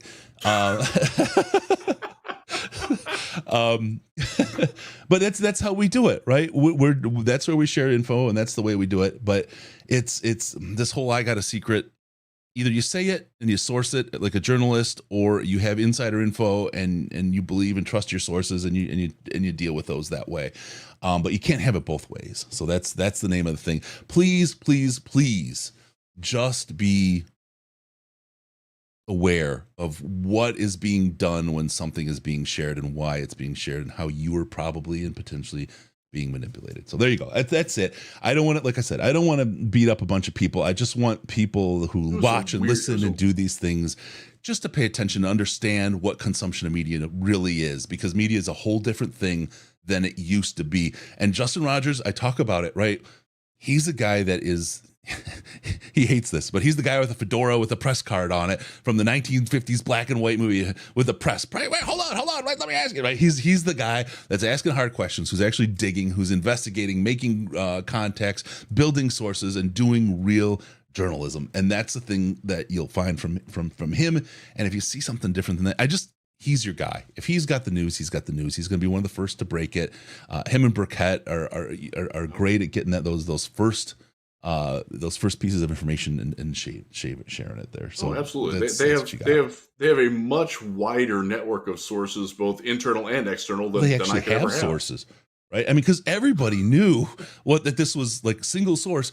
Like there was like 8 different outlets that I can think of that had this information. It wasn't like there was some super secret club of people that had it, right? I mean, but it was just weird. So anyway, that's it. It was a very weird day. Very weird day. Consume your media wisely, folks. There you go. All right, let's get into the next one. Go ahead. And don't throw gasoline into a fire. Don't throw grease into a fire. Don't put water on a grease fire. Home safety tip: use salt. Or flour. Might save your life someday. You get dumplings out of Flour works too. it. Jonah Jackson's injury is a broken finger. There you go. All right. Yes. Want to get to the last topic here really quick. Taking out the trash. CJGJ, Jerry, and Amani Oruwariye. This was interesting. The jawing that went on. There was a lot of talk about this. This is all you, Chris. This is all you, because I did not witness this. I was 15 feet away from this. I was down one row, and to my left was a guy from Woodward. He tweeted, I'm not going to say his name because he's a hardworking guy. He does the best he can, right? He says, surprise, CJGJ he's good. I like him. Gets the chirping started, aiming his words at a former Lion, Amani Oruwariye. You can't cover shit. Jerry K. Jacobs and Kirby Joseph were the first to CJ's side, Lions camp. Sort of true. Physically, they were there. Yes, he yelled, you can't cover shit. He also told Amani, and I've got it right here, the reason you're not in Lions no more is because you're too soft and lack grit. He was all up in Amani. And Amani wasn't, look, I could tell Amani was like jawing back, but you could tell it hurt, right? I mean, I'm just telling you, through his body language and what you saw, you could tell that it really cut deep, right? And Jerry was right there standing next to CJGJ, as was said in the tweet, but... And I talked to Jerry and I confirmed it. Okay. So we know Jerry, he was torn. He played with Amani. He came up with Amani. They were right? friends, man. They still are, right? They're still friends. And you play with someone, they learn together, they grew together. There's a bond that forms. And you got CJGJ, who's your teammate, dogging on Amani, and you're there. He's your friend, but you're on CJGJ's team. You could see. You talk about body language. Jerry was like, "Oh man," and he was like a little bit, but he was not in it. He didn't do it. He just stood there with his teammate, make sure nothing came down. But it was tough. Jerry was in such a tough spot, man. But he was there, supporting his team, but he wasn't really taking part in it because look, they're guys, they're friends, and off the field they're friends. They grew together in the league, and it is what it is. So funny. CJGJ was just spitting fire. There was a God, I forget his name, Mick dang it, whatever, on the Giants, who was literally angry, was really for real Xavier angry. McKinney. Thank you. Their safety. Thank you. He's good too. Yeah. Oh yeah. And He's a good player. CJGJ was in his head. He could not pull himself away. And when people get him away to get away, he would turn and circle around and come back. He could not be part of it. It was so great. And that's Chris. That's who he is, and that's why we love him. The Lions have not had that guy. They've needed that guy. He's showing he's that guy. I didn't know how much I needed that guy. Holy dude. Like I said, 15 feet away, watching this whole thing go down, it was like, whoa, this is for real. Like, this is it. This is the fight you see always in the joint practice. It's about to break down, and it's going to go. Now, all that being said, there was a rep, and it wasn't Gibbs. Who was? I forget who it was. It might have been Drummond on Oruwariye after that incident. And Drummond made just a beautiful catch over Oruwariye, couldn't stop. And there was stupid Chris stupid Chris. And I yelled top of my lungs such that the majority of the people within like 5 people of me all jumped because it was so loud and sudden they weren't expecting it. And I screamed out to Amani, can't cover shit. Oh, no. I was in it. No. I was ready to get down there. I was not ready to take a rep. It was my boy looked at me like, what's wrong with you, Dad? Why are you the way you are? Yes, that a lot. Yeah, I couldn't help it. I was so taken in the moment. It was awesome. So wow, that's fun stuff. So that'll happen. So again, we were in the end zone. You were at like the 30-yard line on the other side. Yeah. Mm-hmm. So we didn't get to. We could tell that something was going on, but we didn't have any audio pickup on it or anything. It was so that was fun. There was some chippiness in practices, but it wasn't as bad as the Colts fight with everybody. The Colts do joint practices every year and they fight with everybody. I've been there with 3 different teams and all 3 times there were fights. So, we haven't seen that with the Giants yet so much, but it was we might see some intensity, especially early on Friday night. I don't know if it'll be like a brawl or anything, or punching a face mask, which JMO did, which was stupid. He's admitted that it's stupid off the record. Yeah. He knows not to do that. But yeah, it's always fun to get that, and that's why we love the joint practices, because that stuff doesn't happen when you're just going against teammates all the time. You need to take your aggression out on opponents sometime. Unless it's Dan Skipper. Skipper. The same dudes. Unless it's Dan Skipper, because then he'll fight anybody, his team or not. It doesn't matter. My guy, they spent a ton of time training the fight on your own against your own teammates out of Dan Skipper. My guy, he was so intense. It sucks that he's with the Colts. I would love him to be in Detroit still, but he got a good deal and everything worked out for him. But he did. He's a great Skips, guy, man. Great Skips. guy. Yep. All right, with still that, the tallest guy in the NFL. Yeah, we've been rocking it for a while here. Right. We need to wrap this up. I need to go to bed. All right. Remember, don't forget us on Patreon, patreon.com/Detroit Lions podcast. You want to sniff that dust? That's the way to do it. Head on over. $5 a month gets you access to the Patreon. That's where we talk about it. We have the dust. We have the other conversations that go on. There's many channels. If you donate $5 via Patreon, you'll get access to the Slack, the most intelligent Lions chat on the internet. I think we cracked 500 people in the Slack right now. It's a great conversation of people that truly care about the Lions, and that little bit of money that you pay to get in there kind of puts up a bar to keep the stupidity out. And I think that's what makes it great. Patreon.com/Detroit Lions podcast. Also follow us on Twitter at DET Lions podcast, DET Lions podcast, where we are constantly pants free doing the thing that we do. Call us via Skype at Detroit Lions podcast, all one word, Detroit Lions podcast. And you can call the Lions line if you prefer. Go to 248-782-8384, 248 Rub, you fug, to work that cramp out. Be sure to go to DetroitLionsPodcast.com, subscribe to the bad podcast so if a crampy Jeff Risdon can, I can come in your ear holes automatically. That's the best way to do it. I ran a 5K yesterday and it was a bad idea. Thank you for tuning in. We're going to see you next time on the Detroit Lions podcast. Remember, no pants, no toasters, no hot tubs, and no problems, because we are your Detroit Lions and Reddit connection. Oh man, those gout cramps suck.